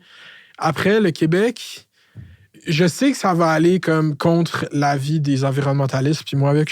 Mais on a vraiment une grosse ressource de gaz naturel. Puis je me dis qu'au début du pays, on pourrait comme l'exploiter un peu de façon la plus moderne possible, la plus écologique possible, juste pour se donner un petit edge start, genre. Puis après, voir vers quoi on transite. Mais je pense que les énergies fossiles sont encore là pour un bout. Mais tu sais, là, on est dans la politique fiction. Là. Puis il y a des gens qui vont être fâchés contre moi que j'ai dit ça. Mais parce que c'est comme une mesure du Parti conservateur du Québec. Je pense qu'on pourrait les convaincre de même aussi de voter pour le oui, hein, si on leur dit comme, hey, on va un peu exploiter le gaz naturel. Hey, mais parlant de théorie des jeux, tu sais, comme la politique, c'est la meilleure application de la théorie des jeux. C'est comme c'est courtisé à gauche et à droite, un peu par-ci, par-là, pour au final gagner des votes. Là. C'est ça qui est plate. Je pense pas qu'il y a un parti... Ben, de nos jours, les partis se posent beaucoup trop de questions pour réellement, un, respecter leur plan politique, puis deux, dire qu'est-ce qui leur passe par la tête réelle. Tu sais, comme René Lévesque, quand il parlait, lui, il essayait pas d'optimiser ses projections futures de gagner des élections, puis d'aller courtiser l'électeur. Non, c'est ça. Il parlait réellement comme un leader qui croyait en les valeurs de son propre parti et son projet. Ben, ça, je pense que le retour du balancier arrive. C'est parce que notre classe politique, beaucoup, mettons les générations X qui sont politiciens, avec leurs staffers millennials, sont vraiment dans une logique de peur, en fait. C'est quand on a une idée, on va tout le temps évaluer comme OK, mais ça pourrait arriver, ça pourrait arriver, ça. Puis ça crée une espèce de édulcoration, je sais pas comment dire. C'est comme pas... Il y a un filtre, genre, en fait.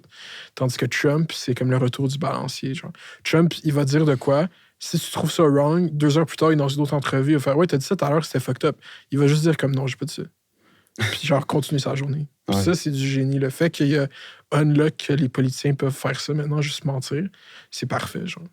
Parce que c'est ça, nos médias, comment ils sont faits en ce moment avec les réseaux sociaux, puis tout...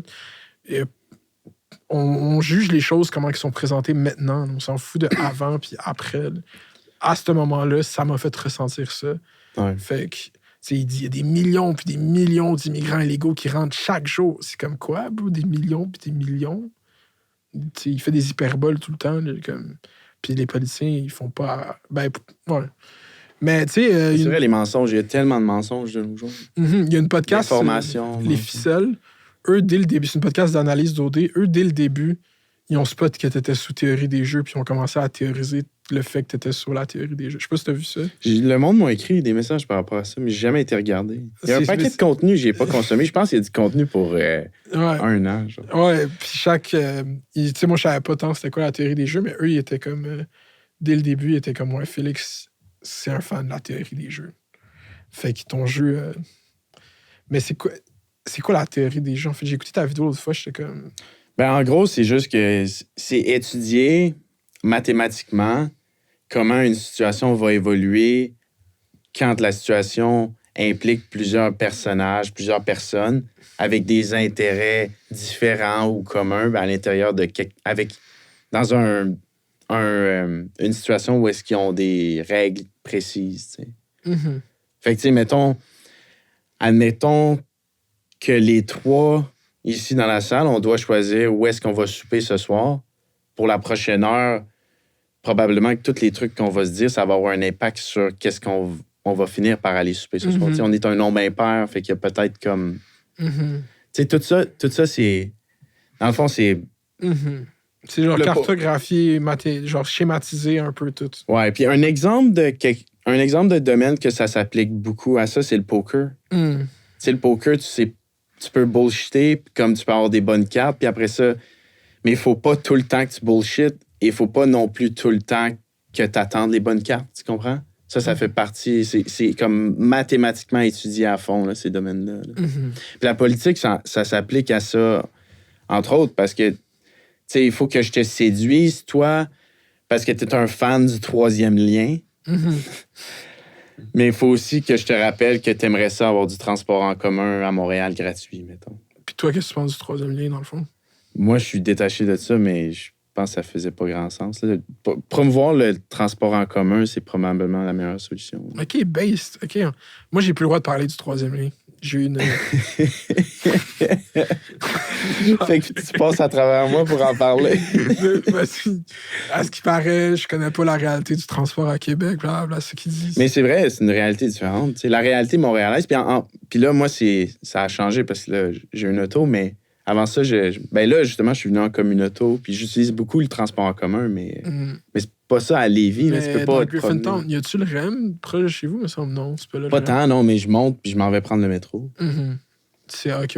Ça qui est intéressant, on dirait Montréal, c'est le seul endroit au Québec où tu as différentes classes sociales qui utilisent le transport en commun. À Gatineau, il y avait un stigma. Là, tu utilisais le transport en commun, c'est que tu étais un peu un pauvre. À part quand tu étais un jeune. Mais un gars de 37 ans qui rentre dans le boss à Gatineau, d'après moi, il se fait juger socialement. Là. Mais Montréal a réussi à se détacher de ça parce que c'est hyper pratique, c'est plus efficace. C'est ça. De prendre le métro. Ouais. À beaucoup d'endroits. Ben, c'est sur le bord des stations de métro, là, mais comme... Mais ça c'est un objectif, selon moi, là, qu'il faut qu'il atteigne. Mais comment tu peux atteindre ça à Lévis? Je sais pas, pour vrai. Mais Dans le fond, c'est que les villes ont été probablement conçues pour optimiser la vente des automobiles. Surtout la banlieue. Parce que, tu sais, moi, je reviens de Buenos Aires, je suis en Argentine pendant un mois, genre, je faisais une vidéo là-bas. C'est vrai? Ouais, pendant la fin de la saison d'OD, j'étais là-bas. Hey, malade. En plus, c'était l'été. Ouais, c'est ça, c'était le printemps. Là, OK, il y a un temps que je pensais aller passer un bon moment là-bas. Aussi. Bro, c'est weird as fuck, mais... Puis ton dollar canadien, il était fort là-bas. Je pense que c'était un pour genre 8500, 9000. Puis ça te coûtait à peu près rien. Un paquet de clubs, c'était genre 2000. Fait que genre, tu sais, je sais que t'aimes pas les cigarettes, là. Je fume pas, là. Je fais juste dire, c'est comme mon échelle des pays. Non, c'est pas vrai, là. Mais je veux dire, c'est mon échelle des. Chaque pays, genre, combien coûte un paquet de clubs, comme ça, genre, je me fais un barème de genre le coût de la vie, genre. Ouais. Mais non, c'était nice. Puis là-bas, Buenos Aires, tu sais, la grande région métropolitaine de Buenos Aires, c'est 10 millions de gens. Puis, fait que c'est comme plus gros que le Québec. Puis, c'est tellement dense. Genre, tu sais, mettons Villeray, je sais pas si tu vois le quartier Villeray, comment c'est construit dense, mais c'est 2 étages, genre. 2-3 étages, mettons les duplex qu'il y a là. À Buenos Aires, ce serait genre dense de même plus, mais genre 10 étages, 12 étages, genre. Juste des logements. Tout le monde, c'est fucking dense. Puis les autobus, ils roulent plus vite. C'est ça que j'ai remarqué là-bas. J'étais comme, comment ça, ils conduisent plus vite. Puis il y a beaucoup de voies réservées, comme genre le shit qu'il y a sur P9. Genre, il y a beaucoup de voies comme dans les gros boulevards. Mais des fois, même dans la rue, genre... Puis en fait, j'ai réalisé que tout le monde conduisait plus vite là-bas en ville que ici, comme. J'ai vu fucking moins de trafic. Fucking genre... je sais pas, je trouve que... Puis après, je trouvais... Ce mot, l'urbanisme ici est incroyable. Tu sais, il y a un boulevard à Buenos Aires, bro. Je te jure, c'est littéralement en plein milieu du centre-ville.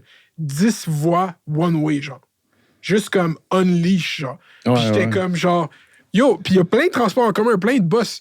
Puis là, j'étais comme, c'est moi, l'urbanisme est crazy ici. Puis là, j'ai demandé à mon ami qui est urbaniste, puis il est comme, ouais, quand on est à l'université, genre, ils prennent souvent comme case study Buenos Aires, parce que c'est actually, genre, genius comment la ville a été conçue, genre.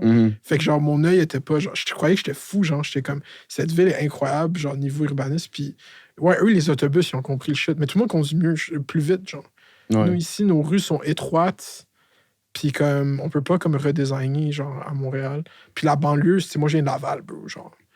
Laval, man, c'est comme... je sais pas si tu connais Laval, mais il y a juste des autoroutes puis des stationnements, là, basically. Là. Puis des quartiers où est-ce qu'il y a un commerce, peut-être un dépanneur. Tu sais, comme il y a aucune, genre, façon de comme vivre dans ce quartier-là. Il faut que tu aies une voiture. Puis l'offre d'autobus est dégueulasse. Ouais. Puis ils montent le prix des billets. Là, c'est la merde aussi. Ah ouais, OK. Je me suis pogné avec la mère sur Twitter. Ah ouais, mais si tu proposes que le transport en commun soit amélioré, mais dans ma tête, il faut aussi que tu proposes une solution où aller chercher le financement. OK, tu veux qu'on y aille, OK? Ben non, mais je veux pas nécessairement aller là, mais je dis juste... La STM, OK. OK, je prends la STM. La STM, là, dans leur budget, là, la vente de tickets, je pense... Puis là, j'avais les chiffres 2023-2022. Je pense que c'est genre 400 millions d'argent. Dans leur budget de genre 1,1 milliard, genre. OK. C'est même pas comme 50%. C'était de quoi de même? C'est cette échelle-là, genre. Comme 400 millions, bro. Moi, c'est pour ça que je me suis fait, genre, je suis fait chier par les gens de Québec parce que j'ai dit, ça coûte 400 millions pour les tarifs si on voulait le rendre gratuit. Parce que moi, j'étais comme, le transport en commun doit être gratuit. Puis, ils projetaient le troisième lien que ça allait coûter 7 milliards. Puis là, j'étais comme, on prend le 7 milliards, puis on le met dans la STM, puis on donne les billets gratuits pendant 10 ans au moins, puis genre, après, on check, genre. Ouais. À voir, là. Mais il y a une réalité, c'est que, tu sais, le Montréalais qui habite à Villeray puis qui prend le transport en commun toute sa vie, lui, il subventionne toutes les routes autour, mais il les utilise pas vraiment. Puis comme... Tu sais, probablement que peut-être que si tu... Ben, faire des autoroutes payantes pour subventionner le transport en commun, ça, selon moi, ça pourrait être quelque chose à explorer. Là. Wow! Mais ça, c'est... Parce que, les routes, des fois, au Québec, ils en arrachent pas à peu près. Tu penses que si elles étaient payantes, tu serais mieux entretenu? Peut-être aussi, ouais. Genre les grosses autoroutes, genre la Transcanadienne, la 15. Possiblement, ouais. la route, là. Mais reste à voir. Puis moi, je suis pas en politique ni rien. Non, Je c'est suis chill, mais juste c'est comme on talk shit, on talk shit. Ouais.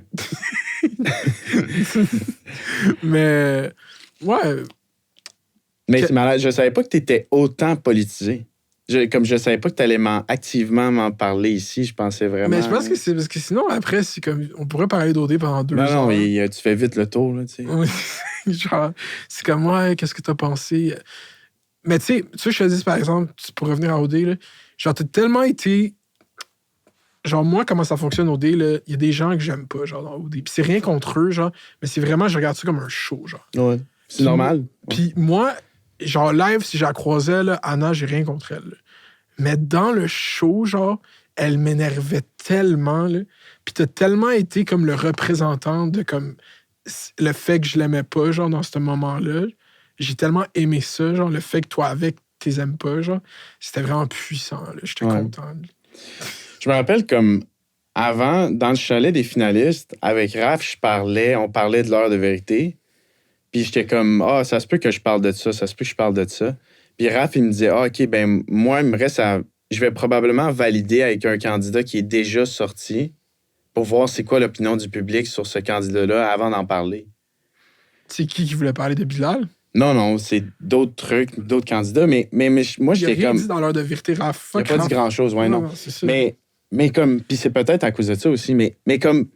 D'aller te valider avec le public qu'est-ce qu'il pense pour dire qu'est-ce que tu as à dire, selon moi, c'est pas ça, là, la vie. Là. L'heure de vérité, là. Bro, tu sais que je te dis, tu vois, on parle de Raph, real shit. Bro, arrête, là. Tu t'en vas à OD, tu dis t'es influenceur voyage. Bro, genre, ma fucking tante a plus de followers que lui. Bro, moi, si j'allais à OD avec ce nombre de followers, je dirais que je suis au chômage. The fuck? Ouais, ben...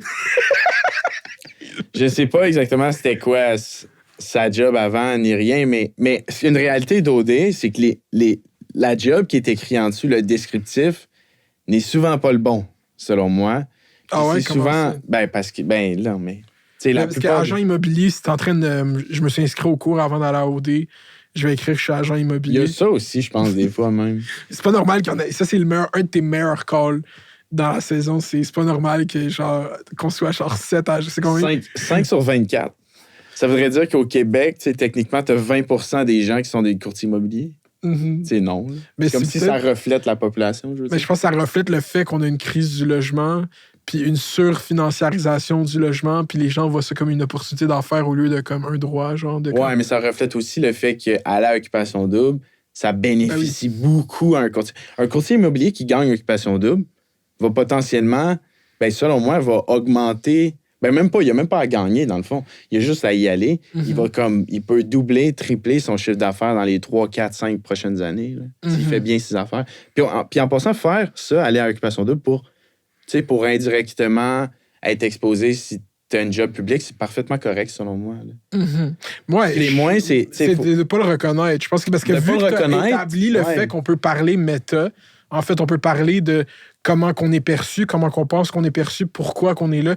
Le fait que tu as amené cette discussion beyond le layer de genre fakeness, de genre ha ha ha, on est tous amis, incroyable, c'est là que ça expose ça. Parce qu'avant, il n'y avait personne qui le faisait. Fait qu'on était pogné dans cette espèce de fake vibe de comme tout le monde est ami, tout le monde est content, je suis ici pour trouver l'amour. Tu sais, genre, moi, je pense que Mamadou était là pour dire je t'aime. Là. Il avait l'air cute là, dans sa vidéo d'intro. Là. Mais quand Maud, tu le press à l'heure de vérité, là, ça y a tout pris pour le dire. Là. Ça, c'est une chance que tu as fait ça pour le Québec. Là. Ah ouais, ben tu vois, ça, j'en avais aucune idée, moi. De qu'est-ce que ça allait être la réaction des gens. Ou... Quand tu as fait ça à l'heure de vérité? Non, je savais pas. Tu sais pas, peut-être que potentiellement, Tu penses pas que le monde sont... Moi, je... tu sais, Maud, c'était un cas où est-ce que j'étais comme, j'imagine que le Québec a un peu pas mal douté de ses intentions, ça, c'est sûr.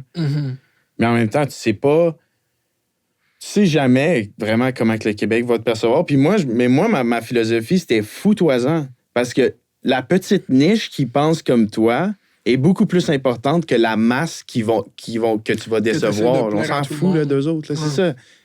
Quand tu essaies de plaire à tout le monde, tu finis juste par... Plaire à personne. Ouais, plaire à personne, puis te décevoir toi-même, pas rester fidèle à toi-même. L'heure de vérité, en plus, c'est pour parler de ça, c'était comme... une des meilleures de l'histoire d'OD. Là. Moi, j'ai tweeté c'était la meilleure. Là. Genre, je pense que vous êtes arrivés, il y avait comme de quoi dans l'air que vous étiez tous chargés d'une... On dirait même presque genre une agressivité. Là. Vous étiez tous comme en Tu mode... fais beaucoup rire. Moi, ça, ben, Oui. je suis reconnu pour être très drôle, là, mais... genre, vous êtes arrivés, vous vous pognez, là, tout le monde se pogne, genre, comme ça lève le ton un peu même, genre. Ben, le montage, Il est bon. il est bon, mettons. Parce que d'après moi, il n'y a pas autant de tension que ce qui est montré. Là. Ah, c'était pas tendu Non, dans non, la pièce? Non, c'était pas tendu. Mhm. Toi, c'était juste... Mais moi, j'aurais aimé ça. J'aurais aimé ça que le monde soit... Il y ait moins de filtres. Le monde avait beaucoup, beaucoup de filtres. Ils s'en retiennent. Ils veulent pas trop... Ben, puis il y a une partie de ça que je pense qu'il faut pas sous-estimer, c'est que les candidats veulent rester avec les autres candidats, beaucoup. Toi, c'est un calice. Ben, je peux te dire que la plupart des candidats, tu sais, sont cool, mais j'ai-tu un intérêt Ils vont de les être à ton côtoyer mariage. à chaque... Ben, c'est ça. Ils vont-ils être à mon mariage? Non. La plupart d'entre eux, non. Là. T'as bien fait de te corriger. Mais, Ton début, t'as juste dit non. mais tu sais, puis... Mettons, toi, t'as l'air d'un gars qui aime ça discuter en profondeur, mais il y en a une grande majorité là-dedans que tu fais vite le tour, puis d'avoir des discussions profondes, c'est Ben- pas toujours leur fort, puis c'est d'autres types de discussions qu'il faut que tu aies avec ces gens-là, puis c'est correct aussi. Puis tout ça pour dire que, dans le fond, les affinités que j'ai avec les candidats d'OD, il y en a pas beaucoup là-dedans qui vont devenir mes amis, dans le fond. Mhm. Ouais, je le vois très bien. Là, comme... Mais je pense que c'est... Tu sais... On regarde la courbe des autres candidats d'OD, il y a quand même une passe d'argent à faire. Là. Je pense que c'est ça que le monde le voit plus. Comme ils veulent vivre de recevoir des produits WeCook, puis de faire ces shit-là, faire ces publicités-là. Puis, comme encore une fois, genre l'analyser, c'est ben si je suis le plus consensuel possible, je vais pas fuck up cette opportunité que j'ai là. Mais là, toi, je pense que tu as brisé le modèle, puis je pense que l'année prochaine, il faut qu'il fasse OD l'année prochaine, parce qu'il faut voir, genre, comme le ripple que tu vas avoir créé. Genre, il faut d'autres gens qui viennent avec le même mindset que toi. Le monde dit ça, mais est-ce que ça va réellement créer un effet? Tu sais, ça va-tu vraiment changer Si qu'est-ce t'as que la été production? autant récompensé pour ça, Ouais. juste que... Puis la production l'a vu. Parce que, tu sais, la production, eux, ils aiment ça quand on aime un candidat, là. Mais qu'est-ce qu'ils aiment le plus, c'est quand on déteste un candidat. Ouais. Puis c'est pour ça qu'ils ont joué avec le feu plein de fois. Puis là, ils ont dû... Tu sais, quand la production... Tu sais, quand il y a eu de l'intimidation à OD, là, il n'y a pas eu d'intimidation à OD tant que ça. Là. Il y a eu un montage ben trop agressif. Là, comme, genre, cette saison était tame as fuck, mais OD aime ça quand on déteste un candidat. Mhm. Ça, c'est... Puis, genre, je fais un procès d'intention, je m'en fous, je l'aurais jamais demandé, là, mais comment je l'analyse, c'est que c'est bien plus engageant, genre, envers le public quand t'aimes pas quelqu'un que quand t'aimes quelqu'un. C'est triste, mais c'est ça la réalité, genre. Les gens aiment ça comme détester quelqu'un. Ouais. Surtout dans le cas d'inoffensif comme OD. Ben oui. Ça devient comme une espèce d'échappatoire pour le monde. C'est que je le déteste, genre. C'est comme Raph. Moi, Raph, c'est le candidat que je suis le plus depuis qu'il est sorti d'OD. C'est lui que j'aime le moins. Je suis un hater. Il y a plein de gens, c'est des haters. Invite-la ici. Non, bro, qu'est-ce que... Je peux pas... J'ai déjà essayé... Je m'étais déjà dit que j'allais faire ça avec Carrie, mais après, j'étais comme... Genre, ça va ressembler à quoi, ce footage? Genre, moi, pendant 2 heures, qui est comme, je suis trop fucking whack, genre. Ouais. C'est comme... C'est juste... Mais, genre, c'est pas winner pour personne, genre. Mais tu dirais-tu en vrai, mettons, à ton Chiari, là?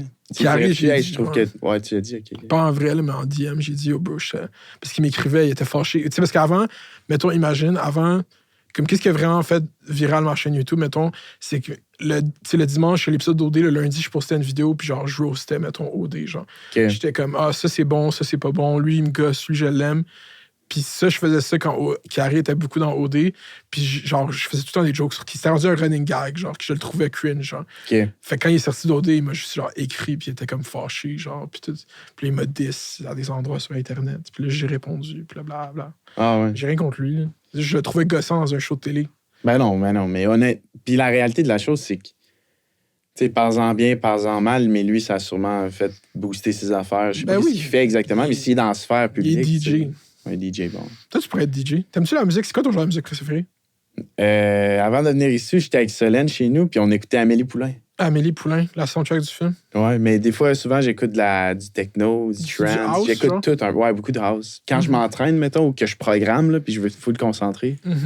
T'aimes pas le Mais, rap? Le quoi? Le rap? Non, zéro, vraiment pas. Honnêtement, je trouve ça agressant même. Mhm. Je suis vraiment pas un fan. Genre, mais tu sais, il y a du rap plus soft, genre du Drake, genre du R&B, genre, non? Non, pas tant, non. Vraiment pas, honnêtement.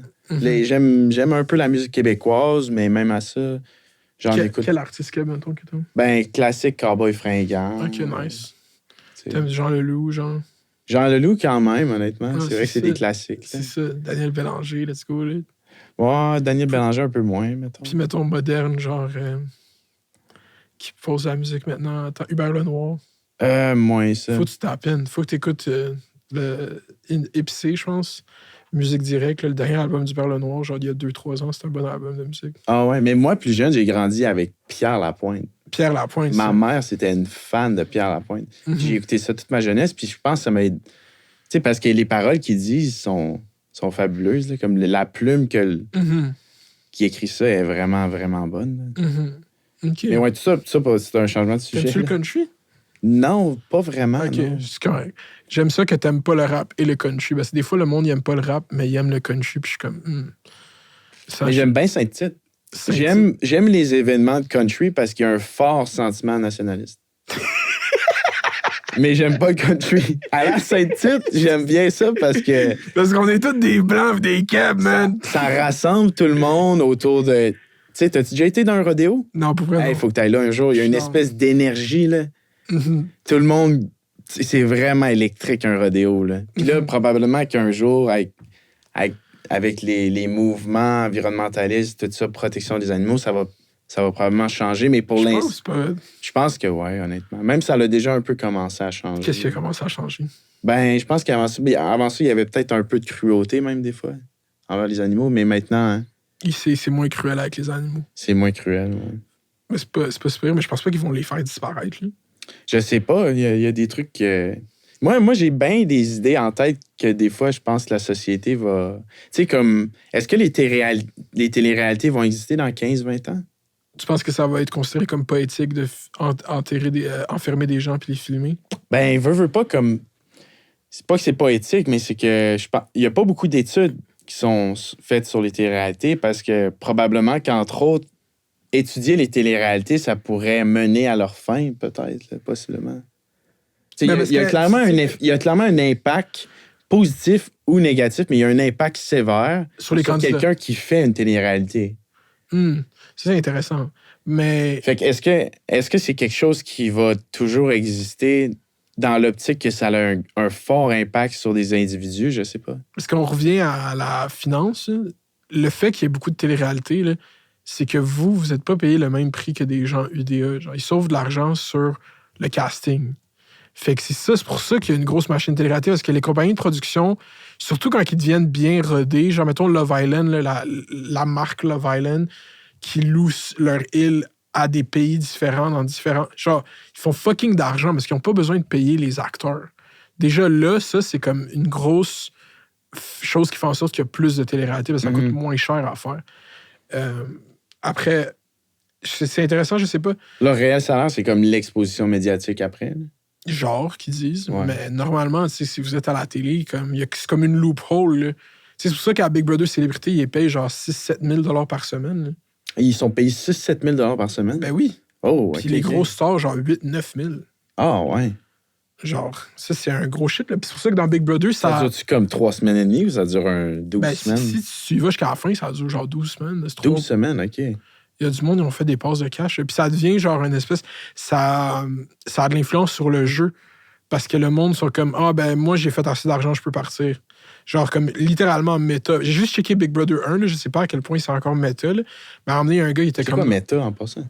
Quand t'es méta, c'est Chaque fois genre... que tu dis méta, je pense à un stock à la bourse qui est qui est à Facebook. Ouais. Quand quelque chose est méta, dans le fond, ça veut dire que c'est une définition philosophique, là, mais genre...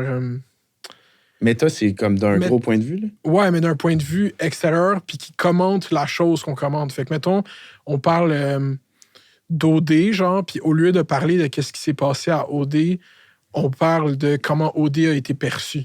OK, OK. Fait que c'est genre, on parle d'un autre layer. Genre, moi, j'aime ça dire, j'ai une podcast avec ma blonde, qui s'appelle Café Snake, on fait du métadiscours. Genre, ça veut dire qu'on commente le discours. Fait qu'on regarde les médias, genre les journaux, la politique, peu importe, puis on commente les discours médiatiques. Au lieu de parler du fond, tu comprends? On parle de comment les gens parlent. C'est ça, méta, c'est comme un layer de plus, genre. Tu comprends? Mais comme, mettons... ouais, comme... On peut sortir la définition de dictionnaire, là, parce que, genre, le monde va être fâché contre nous. Mais... ouais, moi, je pense qu'il va encore avoir des téléréalités.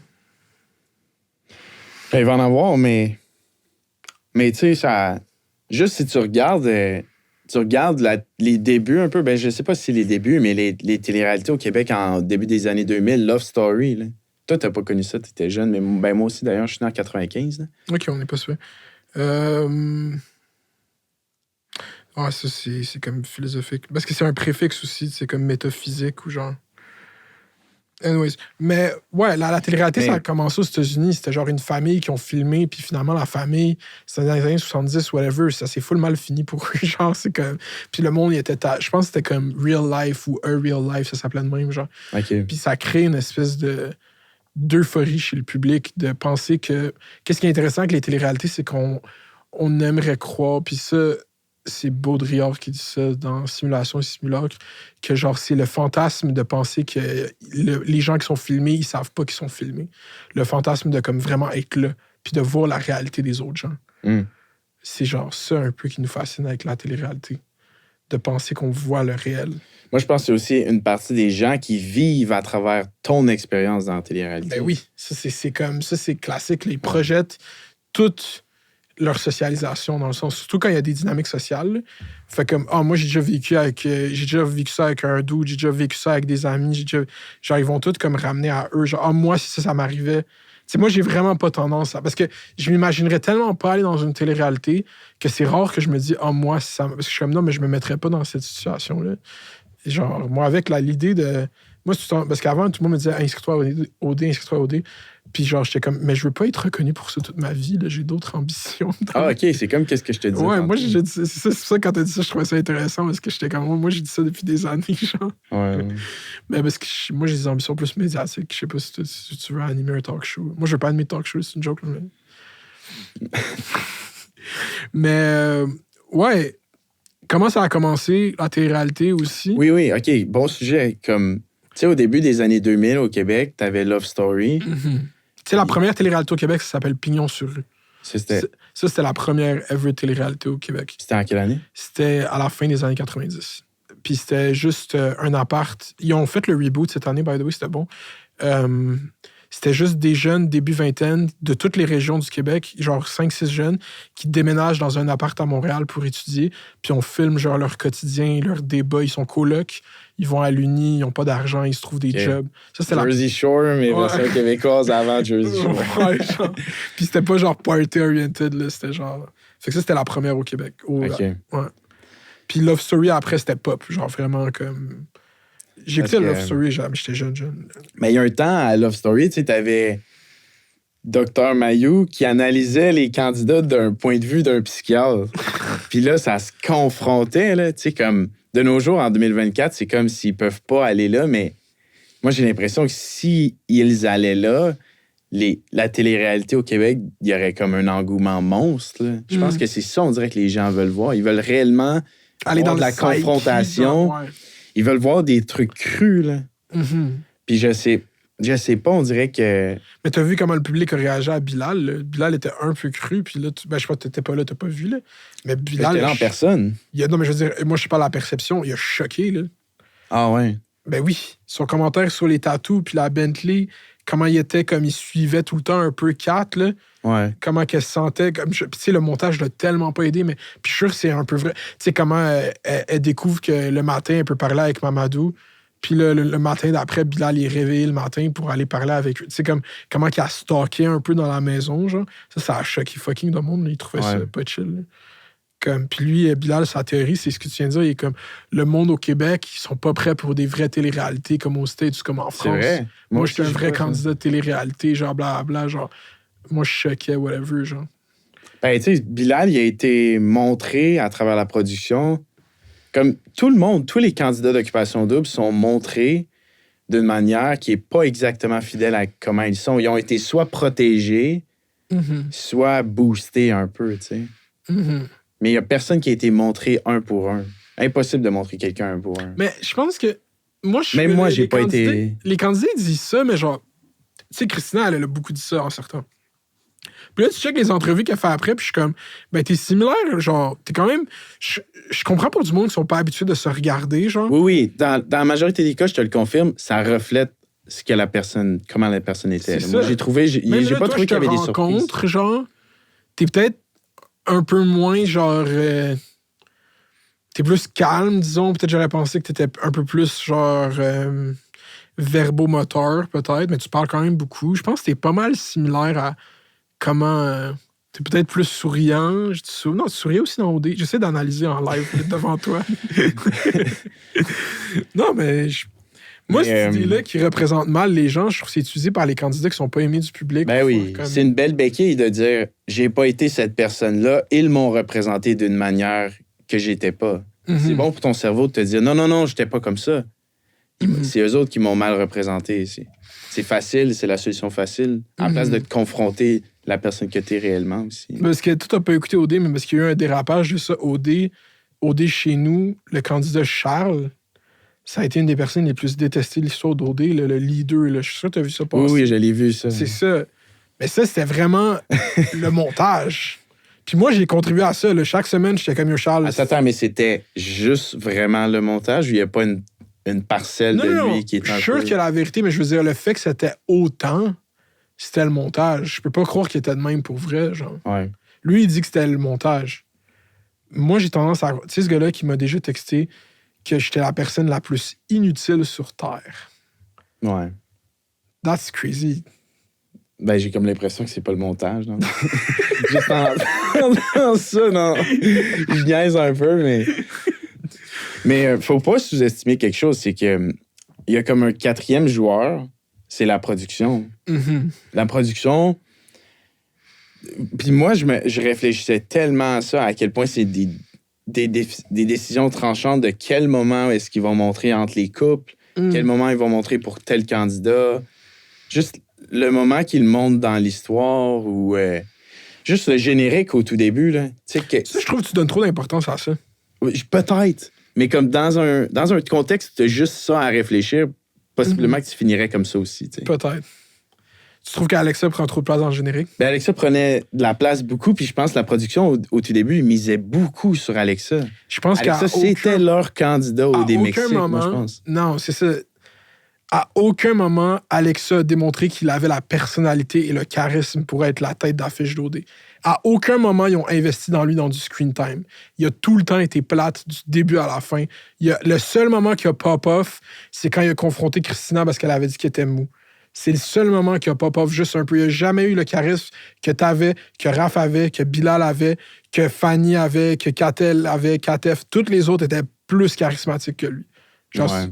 Ben ouais, ça, c'est ton opinion. Là. Ouais, Mais mais- c'est comme une espèce de charisme cinématographique parce que... il est beau. Ouais, mais pas juste ça, parce que Alexa, en personne, dans un groupe de gars, il est charismatique. Je peux te le confirmer à 100%. Mais Alexa, il est aussi désintéressé de parler négativement du couple à côté. Il s'en fout, il est comme... J'étais avec Christina, je l'aime. C'est ça un peu sa Ils mentalité. sont encore ensemble. Oui, oui, oui. Puis c'est un beau couple. Fait que là, il reste qui comme couple? Il reste Il vient tout. chez nous à soir, justement. OK, tu diras, salut. J'ai dit que t'es pas charismatique. Non, mais il reste... Mais il n'y a pas un charisme cinématographique de télé-réalité. Tu sais. Ouais. Il est désintéressé, lui, de participer à la discussion de deux personnes qui se bullshit. Ouais, là. parce que j'imagine toi puis Raph pendant des heures assis à juste comme théoriser ça. Ah non, non, mais le pire, c'était Raph. Là. Ben Raph, lui, il me partait sur des montées là, pendant des... Parce qu'il des faisait de quoi heures, là. que tu faisais pas. Lui, il allait récolter de l'information. Ouais, puis ouais, Raph, il était bon là-dedans. C'est pour ça que moi, j'ai toujours dit, Raph, c'était le personnage le plus stratégique. Mhm. Et il était activement investi par rapport à tout ça. Puis c'est drôle d'en parler encore, là, mais j'ai pas honte de le dire. Puis... Non, mais moi, je te crois à 100%. Mais ouais, Alex, c'est quel couple qui reste? Il reste toi puis Solène, puis... Il reste Solène et moi, Alexa et Christina. C'est tout. C'est tout? Ouais. Ah, c'est pas super, c'est une bonne cuvée. Ouais, mais moi aussi, j'ai été vraiment un Ah non, sceptique Maud là, puis par rapport à tout Mamadou. ça. Maud puis Ah, Mamadou. Maud Mamadou, ouais. Ça, c'est un crazy one. Ouais. Je t'ai vu dans ton entrevue avec l'autre Rémi Desgagnés, t'étais comme, tu trouvais que Mamadou avait été trop... c'est quoi que t'avais dit? Tu pensais qu'elle allait perdre les deux dudes Maud. Elle allait perdre le joueur de hockey Ouais. puis l'autre à Ouais, cause qu'elle avait niaisé. Vous, les gars, vous saviez aucunement qu'elle voyait un gars? Il y avait des fois Elle des... l'a jamais dit à Mamadou? Non. That's crazy. Mais des fois, il y avait des comportements où est-ce que je me rappelle, avec Alexia, on était comme. Me semble qu'il y a bien des breaks là, ici. Tu sais, parce que. Mais en tout cas. Mais non, on n'a jamais su vraiment qu'est-ce qui se passait par rapport à tout ça. Puis tu sais, on s'en foutait un peu à un moment donné même. Là. C'était pas dans nos matchs, c'était pas dans nos. Ben, dans mon cas, en tout cas. Fait que. Mais ouais, c'est bien spécial, ça, parce que, ben, d'après moi d'ailleurs, là, point comme ça, mais comme Maud, elle a publiquement dit, tu sais, qu'elle voyait un gars, puis qu'elle était en amour, blablabla, mais d'après moi, il y a d'autres filles aussi que c'était le cas, là. Il y a même D'autres potentiellement gars, des gars aussi. ouais. Mais c'est juste que ça n'a pas été affiché, puis ils l'ont gardé pour eux, puis à chaque année, ça doit faire ça aussi. Ben, c'est c'est juste ce qu'elle a qu'elle, ça a été un vraiment, cas public, tu sais. Mais je sais pas comment le public est tombé là-dessus, mais ils ont vraiment stalké, là, genre, être au même mariage que lui. Puis je pense, puis il y a des gens qui ont comme... Des gens qu'elle connaît, je pense, qui ont... Il y a sûrement trouvé du monde... de l'information sur Internet, à des blogs. à Ben des oui, il y a influenceurs. clairement du monde qui peut-être l'aimait un peu moins, puis ils ont parlé dans son dos. Pour Parce lui que- nuire. Il y a de la jalousie de même au Québec, là, ça, c'est sûr. Au Québec. Ben oui. C'est quoi, le Québec, on est né pour un petit pain, on n'aime pas ça voir les gens gagner. Peut-être ça en partie, mais... Ben, il y a de l'hypocrisie partout, là, mais... Mhm. Mais au Québec, il y a de quoi de partie. Tout le temps, on revient tout le temps comme, les Québécois, on est jaloux, là, vous êtes jaloux. Ce talking point revient tout le temps sur Internet. Ouais. Tu penses que c'est propre au Québec? Je sais pas, peut-être que c'est l'impact de l'Église dans le temps où t'étais supposé faire un vœu de pauvreté quasiment. Dénoncer les gens qui... Puis que si t'étais un riche, ben c'est comme tu paraissais comme, voyons, mais t'as pas donné à l'Église, toi? Tu sais, peut-être que c'est cet héritage-là un peu, là.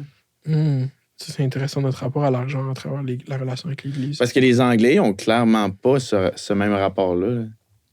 Tu sais, ils vont beaucoup plus banaliser ou respecter quelqu'un qui s'est épanoui financièrement qu'au Québec. Là.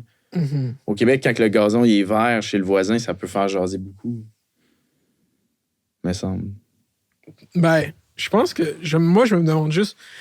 Parce que, mettons, aux États-Unis, même les gens, ils reçoivent du hate, mais tu parles... Dans la culture populaire, c'est moins comme on va mettre de l'avant plus les gens riches. Genre, Mais j'ai comme l'impression aux États-Unis, si t'as quelqu'un qui s'est enrichi, le monde va aller cogner chez lui pour lui demander comment il a fait. Puis au Québec, ils vont aller le cogner avec des roches parce qu'il s'est enrichi, parce qu'ils vont avoir l'hypothèse aussi qu'il a pris avantage de quelqu'un d'autre. Puis on dirait que c'est comme la première hypothèse qui va être conçue par un Québécois quand on voit quelqu'un s'enrichir. Tu sais, Luc Poirier, là, hey, bon exemple de ça. Luc Poirier, son passage à Tout le monde en parle, là, il se faisait cogner dessus à droite puis à gauche. Là. Mais ça, c'est plein de Il s'est facteurs. pas fait... C'est quoi? Il y avait des humoristes. Il y avait trop d'humoristes dans la pièce. Le problème au Québec, c'est les humoristes. Okay? Les humoristes, ils sont riches d'ailleurs. Je veux dire, s'il y a une industrie culturelle qui génère du revenu, c'est l'humour. Mais il y avait trop... Ouais, il s'est tout en fait vargé dessus. Luc Poirier, là, by the way, là, moi, j'ai pas tant de respect sur le fait qu'il a acheté un terrain à 20 millions puis qu'il a vendu 200 millions au gouvernement. Good play on him, là. Mais Pierre Fitzgibbon, là, bro, il est tombé en amour, là. On s'est fait, genre, arnaquer complètement, là. Tu sais ça? Ouais, ben, tu sous-entends que son retour sur l'investissement, il est tellement élevé qu'il y a probablement des connexions à l'interne. C'est un peu ça que tu sous-entends? Quoi? Tu sous-entends un peu que son retour sur son investissement est tellement élevé que probablement qu'il était connecté à l'interne ou... Il y a plusieurs façons. Ce terrain était, I guess, il était infecté, il était comme... c'est quoi le terme qu'il utilise? Il était contaminé. Contaminé. Fait que là, lui, il a vu le potentiel de ce terrain-là dans le futur, il l'a acheté, good. Mais après, le fait qu'il l'a vendu autant up, tant qu'à moi, là, que ce soit le gouvernement qui ait payé, ça veut dire comme nos impôts qui aient payé ça. Dans ma tête, là, c'est la même chose que les gens qui disent que il y a trop d'assistance sociale au Québec, les artistes sont subventionnés par le gouvernement. Tant qu'à moi, là, je donne aucun crédit à l'entreprise. Le fait qu'il l'a vendu au gouvernement, là, comme Il l'a pas vendu à Nordvolt, il l'a vendu, genre, I guess Nordvolt l'a acheté par l'argent du gouvernement, mais le 200 millions, il est venu du gouvernement. Là. Ouais, je comprends. Comme c'est une subvention. Là. C'est comme il peut montrer sa collection de Ferrari, mais comme, genre, idéologiquement, là, je suis comme, genre, autant. Puis après, je dis pas que n'importe qui pourrait faire ça. Là. Il y a un mérite d'avoir, comme, créé cette valeur-là ou cette business-là, cette éthique de travail-là que, genre, j'ai pas ou que tout le monde a pas. Là. Ça, je le reconnais, c'est propre à lui, mais je trouve ça fucked up. Genre, que notre gouvernement. Ouais, mais fasse OK, fait que ce que tu trouves fucked up, c'est que son retour sur son investissement a été si incroyable. ça. Ouais. OK, mais. Puis je sais pas réellement la réalité, mais s'il y a eu un tel retour sur son investissement, peut-être qu'il y a des connaissances qui justifient de s'être enrichi autant, tu sais. Je fais juste l'hypothèse. Mm-hmm. Mais parce que c'est vrai que c'est quand même douteux que. Tu sais que Qui Nordvolt. d'autre aurait payé ce montant-là pour un terrain comme ça? À terme, là. Puis je me dis, moi, parce que c'est même pas sur lui, en fait. Je suis même pas mad contre Luc Poirier. Je suis mad contre le gouvernement. Parce qu'il y avait-tu une surenchère? Genre, comment qu'on s'est rendu à 200 millions? Ben, c'est ça, le chiffre. Je sais pas d'où c'est vrai. Bonne question. Comme. C'est qui le voulait, le terrain? Mais clairement, le gars, ça fait plusieurs coups de circuit comme ça qu'il fait, là. Ouais. Il doit avoir quand même une méthodologie qui est relativement logique, puis il maîtrise son art, là, clairement. Je suis d'accord. Il avait fait un autre terrain, mais ça me semble c'était pas comme 2-3 millions pour 32 millions. Là. Je sais pas, je serais pas familier avec son game comme ça. Ouais. Non, il l'a dead, mais... Mais tout ça pour dire que quand il était allé à Tout le monde en parle, il avait été fessé dessus, me semble. Là. Tu penses? Oui.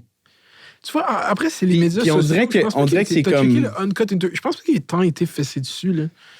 Je pense qu'on a cette idée-là. Les médias, après, il y avait plein de discussions sur le fait qu'il s'est fait fesser dessus. Mais si on regarde le raw footage de l'entrevue, je suis sûr que c'est pas tant fait fesser dessus. Je pense que les médias, notre ère hyper médiatique amplifie les petites affaires pour nous faire comme... Il y a un article qui sort. Luc Poirier, il se fait ramasser à tout le monde. Comme... Puis là, tu vas checker l'entrevue, puis c'est comme Mathieu Pepper. Non, pas Mathieu Pepper. Tommy Néron, qui est comme « Ha, ha, ha, je suis humoriste. Achetez mes billets, je suis drôle, puis mesquin. » Genre, Je le regardais ce soir. mais peut-être qu'il s'est fait... Peut-être c'est... Moi, j'ai Mais tendance je me à rappelle croire... qu'il s'est clairement fait rire de lui parce qu'il y avait une... Pas rire de lui, mais tu sais, il s'est fait un peu rincer parce qu'il y avait une collection d'autos luxueuses, puis... Ben, je trouve ça quand il y a même... clairement une partie de son personnage puis de son succès qui fait en sorte que les Québécois qui veulent varger dessus. Mais c'est ce que je pense qu'au Québec, puis on prend ça un peu peut-être de notre héritage français aussi, c'est que on croit genre en la collectivité. Tu sais, on est les premiers qui ont développé les CPE, on a les cégeps, on a l'école publique, on a le système de santé, on a genre plein de choses qui sont collectives, qui fonctionnent mal. Puis je pense que des fois, on a l'idée que comme ah, mais lui a une collection de Ferrari, mais comme collectivement, on va pas bien. Genre, tu sais, c'est comme. Je pense que c'est plus dans l'idée que comme yo. C'est comme une pensée un peu tanky communiste. C'est genre comme nous, on devrait tout aller. Mais s'il y a quelqu'un qui a contribué à cette collectivité-là, c'est probablement lui.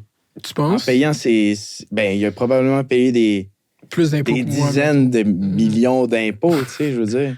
Comme, Ouais. s'il y a quelqu'un qui a fait profiter de la collectivité, c'est Luc Poirier en restant au Québec aussi.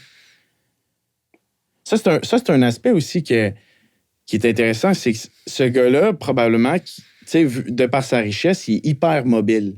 Mhm. Il peut aller à droite ou à gauche géographiquement, mais il a quand même choisi de s'établir au Québec et de payer ses taxes au Québec. Comme il faudrait quand même célébrer le fait qu'il décide indirectement de redonner beaucoup à la société québécoise. Ça, je suis d'accord. Shout à tous les riches qui restent ici. Payer des impôts. On va mettre de l'impôt sur Parce les qu'il y en a probablement... Puis j'ai vu ça, là, il y a des études qui ont été faites par rapport à ça, comme plus qu'un pays taxe ses citoyens et ses compagnies, plus qu'il y a de l'évitement fiscal. T'sais, c'est comme si, dans le fond, ça revient quasiment au même parce que tellement de taxer ton peuple, le peuple décide lui-même de se faire justice. Ben, l'élite, ils font comme... Fait que dans le fond, si on ramenait ça à moins, il y aurait moins d'évitement fiscal, fait qu'on pourrait potentiellement faire plus parce qu'ils déclareraient plus. C'est ça l'idée. Là, Potentiellement, tu sais. Ouais. Mais je connais pas la... Mais tu penses pas que la stratégie serait plus de lutter contre l'évitement fiscal ou tu penses que c'est inévitable qu'il va y avoir... Inévitable, selon moi. Ouais. Tu le witness dans ton milieu, les gens... Ben non, zéro. Je m'y connais pas, mais c'est une hypothèse que je fais. Moi, je vais amener Revenu Québec sur toi. Non, mais moi, Je pense qu'il faut aller avec decentralized cryptocurrency puis monitorer sur le chain toutes les transactions du monde puis éviter l'évitement fiscal. Là, ouais, mais Ouais. c'est ça la solution. Ben, ça, c'est encore loin. Là. Toi, t'es pas un Bitcoin maximaliste? Dans la mesure où le Bitcoin a une offre limitée, ça veut dire qu'il y a une quantité limitée, ça, je trouve ça magnifique. Le fait aussi que tranquillement, en l'éminant, ça devient de plus en plus complexe, puis que le reward est proportionnel à ça. Mm-hmm. Mais là, on vient d'avoir un halving cette année. Je pense qu'il n'y en a pas un autre jusqu'à dans longtemps. Ouais. Mais tout ça pour dire que quand que la Banque du Canada imprime de l'argent à droite et à gauche, mais au final, ils sont juste en train de t'appauvrir toi et moi. Mm-hmm. Puis ça, c'est vrai que ça fait aucun sens dans le système économique. Tu sais. Ils sont pas supposés imprimer une monnaie supplémentaire par rapport à celle-là qui est en circulation. Mm-hmm. Puis Ouais. c'est pour ça que je crois en l'idée du Bitcoin en tant que tel, mais j'y crois pas nécessairement. Dans une application concrète universelle. Ça va être complexe, je pense. Mm-hmm. Puis aussi, il y a des limites comme technologiques reliées à ça. Là. Je pense la vitesse des transactions, tout ça, mais... Mm-hmm. Mais qu'est-ce que t'as... Puis là, on finira avec ça. Tu sais, genre, si j'ai des crypto-monnaies, en ce moment, c'est probablement plus d'un point de vue... Probablement 50% spéculatif, 50% je veux que le projet se rende loin, mettons. Mm-hmm. Ouais. Mais c'est vraiment l'ère de la spéculation. Là. Tout le monde, Ah, tu sais, ben avec oui. Polymarket, avec toutes ces shit-là, genre, on adore comme juste spéculer. Je pense que c'est le... Hey, moi, je le vois là, comme le nombre de messages que j'ai par rapport à des trucs à la bourse ou des trucs dans les crypto-monnaies, c'est incroyable. Puis c'est 98% des gars. Puis vraiment, là, genre, les gars, ils font des trucs risqués là, en général. Les gens sont vraiment comme prêts à tout miser dans l'espoir de doubler, tripler leur mise. Faudrait que tu sortes le Felix Coin. Ouais, mais Je t'ai vu avec la Hawk Tour Girl, elle a sorti un coin. Peut-être que t'es enfermé encore. je pense que ouais, puis elle a fait des millions là, en volant un peu le monde. Ouais, mais je sais pas si elle a fait des millions, mais les gens qui ont fait ça pour elle ont fait des millions. Puis là, ils la mettent, ils la passent au bat. Ils veulent... Genre, les gens, ils ont un recours. Le pauvre Hayley Welsh.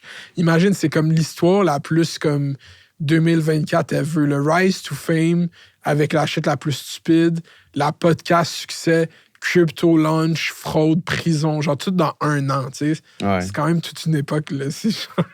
ouais, ça... les choses vont vite. Ouais. Ça, c'est sûr. C'est ça, fait qu'il faut que tu launches live le F-Coin. Non, oublie ça. Là. Mais, ouais, comme là, pour parler, genre, juste comme un sujet que je suis quand même curieux d'avoir ton take dessus. Tu sais, comme il y a 2-3 ans, tout ce qui s'est passé, genre, avec GME, puis avec les espèces de Wall Street Bets, puis tout le trading, genre, populaire, dans le fond, par les memes, puis tout ça, genre, les meme stocks. Quand c'est arrivé, qu'est-ce que tu pensais? C'était de quel côté? T'étais du côté du peuple ou du côté de Robinhood? Clairement, honnêtement, du côté transparent, d'après moi, qu'est-ce que le peuple demandait, c'était purement correct. Mm-hmm. Parce que comme, tu sais, il y a des affaires qui se sont faites sur ce stock-là qui se sont jamais faites, mais juste parce qu'il y avait une masse de personnes qui s'étaient regroupées. Puis il y avait aussi des grosses compagnies américaines, des fonds qui étaient un peu dans la merde. Puis là, c'était comme attaquer l'establishment. Mm-hmm. Puis réellement, ça... Comme... Il faut attaquer Il y a des trucs qui n'ont pas été... Oui, comme... Il y a des trucs qui n'ont pas été faits correctement là, pour les particuliers. Comme dans le sens où, il me semble, dans ce temps-là, il y a du monde qui ont eu leurs actions gelées. Ça veut dire qu'ils ne pouvaient pas ni vendre, ni racheter leur position. Mm-hmm. Puis pendant ce temps-là, ça veut dire que tes gains que tu aurais pu faire ou tes pertes que tu aurais pu faire, comme tu peux pas les réaliser. Puis ça, ça marche pas. Là. Dans le contexte de la bourse, tout le monde peut être un acteur actif à tout moment quand que la bourse est ouverte. Mm-hmm. En tout cas, tout ça pour dire que c'est comme l'establishment, il y en a un là, quand même, puis ça a été reflété là-dedans. Il y a beaucoup... Ils n'aimaient pas ça, là, eux autres. C'était State Street, je pense. C'est sûr? Non. Je me rappelle pas c'était quel gros fonds qui avait short GME qui perdait de l'argent. Je pense que c'était State Street. C'est ça? Ça existe, State Street? Je sais pas exactement. C'était comme des gros fonds d'investissement. Fait que dans le fond, est-ce que tu penses que BlackRock contrôle le monde? Ceux qui imposent l'agenda woke? Clairement, ça a une incidence. J'adore que tu as répondu sérieusement à cette question. Mais je m'y connais pas nécessairement à fond, mais clairement que BlackRock sont partout. Fait que leurs décisions vont avoir un impact sur les... Tu sais, quand BlackRock, dans le fond, définissent des critères pour rentrer dans un index ESG, ça l'impacte les politiques d'une compagnie. Puis, parce que rentrer dans cet index-là, ça va avoir un impact sur la quantité de trading pour un stock, puis ça peut faire monter le stock à la hausse. Fait que, ouais, tout a un impact. Fait que Free Luigi, c'est ça que t'es en train de dire. Non, je sais pas trop, là, ça. Honnêtement, il a tué quelqu'un, il a tué quelqu'un. Tu sais. Ouais. La violence, on la comprend juste quand elle vient d'un fusil à bout portant, pas quand elle vient d'une décision bureaucratique.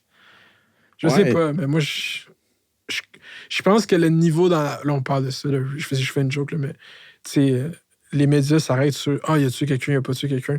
Je pense que c'est bien plus intéressant, justement, d'y aller méta et d'analyser la réaction du public, là. Le fait qu'il y a autant de support, là. Tu sais, nous, on ne deal pas avec les sociétés d'assurance médicale américaines. On peut même pas comprendre, genre. Tu sais, j'imagine, ça dépassait le spectre politique, là. Tu sais, comme, c'était vraiment des gens de gauche et de droite qui étaient comme, tu sais quoi, fuck les compagnies d'assurance. Ouais. Ma grande-tante, elle a pas fait son traitement de cancer, elle allait mourir, elle est morte. Genre, mon oncle a fait une crise cardiaque, il a dû partir de l'hôpital puis dû recommencer à travailler pour payer son bill. Des vrais gens, leur vraie vie, comme, tu sais, c'est comme... Moi, j'ai de l'empathie pour ça, là, je comprends en réalité. Fait que je pense que c'est plus intéressant de... Mais c'est comme si c'est beaucoup moins... Dans le fond, ce que tu dis, c'est que le CEO aurait indirectement, possiblement, impacté la vie de milliers de personnes. Directement, cette compagnie, la plus grosse compagnie d'assurance, est responsable de la mort de des milliers de gens. Puis de la souffrance de beaucoup plus de gens. Peut-être des millions de gens. Ouais.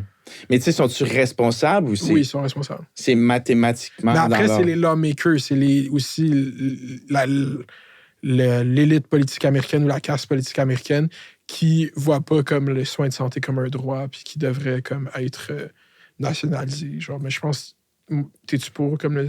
Moi, après, je suis d'accord qu'il y a plein de problèmes avec notre système de santé, puis je suis sûr qu'on pourrait l'optimiser, puis il faudrait de quoi pour l'arranger, mais je suis bien avec comment il est gratuit puis universel.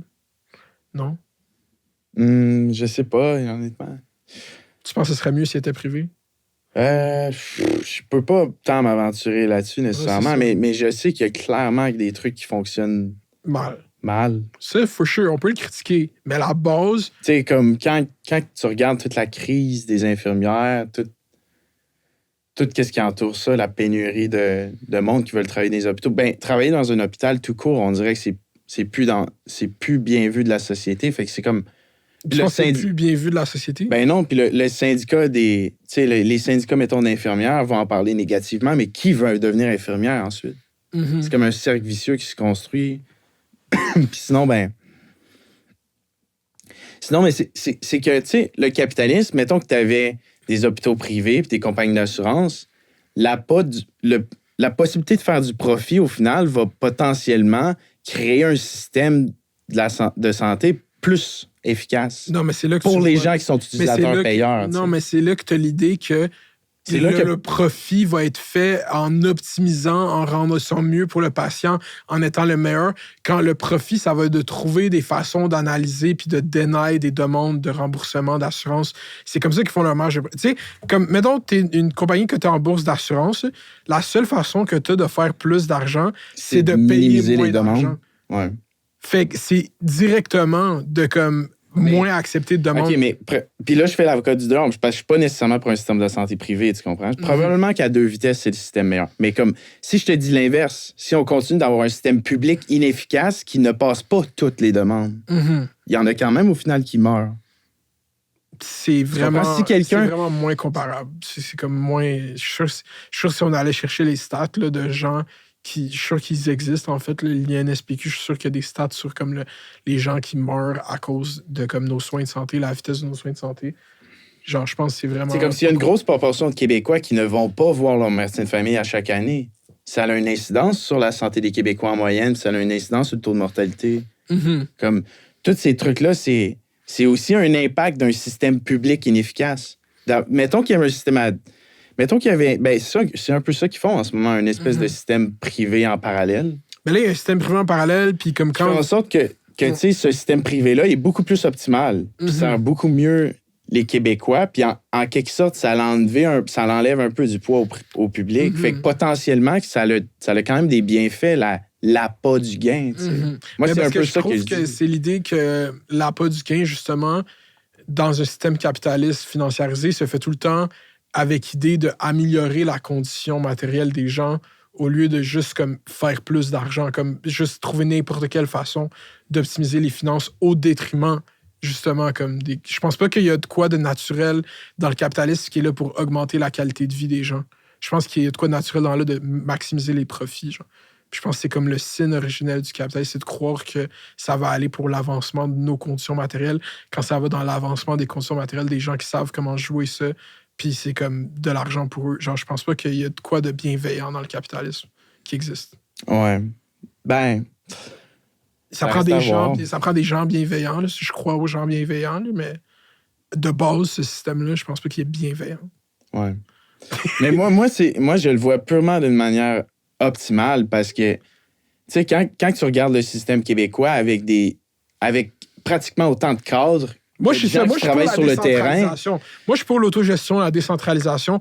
Puis là, on fait full circle. On revient à l'indépendance du Québec. Tu sais, ça va être quoi, l'indépendance du Québec? Ça va être le plus gros travail de décentralisation de nos ministères de l'histoire parce que on va rapatrier tous nos pouvoirs d'Ottawa. Puis qu'est-ce qu'on va faire? On va distribuer les pouvoirs du Québec au MRC, genre région administrative. Fait que ça va faire en sorte que, tu sais, les services sociaux, c'est pas supposé être géré à Québec. Ça doit être de proximité. La santé, tout ça va être décentralisé puis s'auto-gérer plus parce qu'il va y avoir un palier de gouvernement de moins. Fait que ça, tu vois, c'est un autre bon argument pour l'indépendance du Québec que je te donne. La décentralisation de nos pouvoirs. OK. Fait que c'est ça. Je suis d'accord full l'autogestion des... Genre, tu sais, comme... Tu sais, là, ils ont créé Santé Québec. Là, c'est venu en marche quand tu étais à OD, je pense. Non, ça vient de commencer. Avant ça, je pense. Ouais. Mais là, c'est comme Santé Québec, c'est l'employeur de tous les travailleurs de la santé du Québec depuis la semaine passée, genre. OK. Puis c'est encore cette nouvelle... Mais c'était pas... La tête de ça, c'était pas une fille qui était reliée à des cliniques privées? Ouais, elle est... Brunet... Ouais, non. Pas Brunet... Un groupe, là. Miron. Ouais, OK. Biron. Ouais, c'est ça. Ouais. Quelque chose Biron. Ouais, mais I guess, ça, c'est... peut-être ça va aider. Moi, je pense que le monde, ils ont peur. C'est comment ils prennent quelqu'un du privé, on va privatiser la santé. Je pense que c'est comme un épouvantail qui est comme, mettons, Québec solidaire puis d'autres partis. Je suis pas tant d'accord qu'ils jouent avec ça dans le sens que nous faire croire que la CAQ veut privatiser la santé au Québec, je pense que ça rend moins ça crédible, la critique de la gestion. Anyway, on pourrait parler longtemps, mais merci d'être venu en Fête d'hiver. T'as-tu aimé ça? Merci à toi. Ben oui, j'ai aimé ça. Ouais. Ouais, c'était pertinent. J'espère que vous m'avez aimé, là, je sais pas. Non, c'est sûr qu'ils t'ont adoré. Vous m'avez parlé de 20% OD, 80% fait d'hiver. Fait que ça représente bien le nom du show. C'est ça. Merci de remarquer. Mais non, les monde vont aimer ça. Puis là, les clips, je vais mettre genre... Je sais pas quel clip je vais mettre. Je pense que je vais mettre le clip où est-ce que t'es comme le capitaliste, c'est bien. Non, je te niaise. J'ai dit c'est la moins pire des solutions, je pense. I guess we'll see. Ouais. On va spéculer. Ouais, c'est chill. Est-ce qu'on... Ouais, il n'y a rien d'autre. Bye tout le monde. Tu fais dire bye à la caméra. Ciao, ciao. À la prochaine. Let's go, merci, bro. T'as feel? Ouais, c'est cool, sérieux. Yeah. Tu fais ça combien de fois par... Je fais ça, genre, avant, je faisais chaque semaine. Puis là, j'ai pris un break, puis maintenant, c'est comme événementiel. C'est comme, genre, je trouve des bonnes entrevues de temps en temps. Parce que l'affaire avec les podcasts, c'est que c'est saturé comme marché au Québec. Ah, clairement. Fait qu'il faut que... Moi, j'étais vraiment early adopter, puis ça a vraiment bien fonctionné, mais après, j'ai décidé de me désengager pour faire, genre, comme, créer de la rareté, justement. Fait que là, je sors des épisodes... Des fois, il n'y a pas d'horaire, comme, boum, un épisode drop, là, tu sais pas. Puis là, genre, avant... Le dernier épisode que j'ai enregistré avant que tu sois là, c'est un épisode avec la ministre du Patrimoine du Canada. Mais le son a fuck up, fait qu'on n'a pas pu le poster, j'étais tellement mal. Fuck. Togwall. Togwall. Togwall.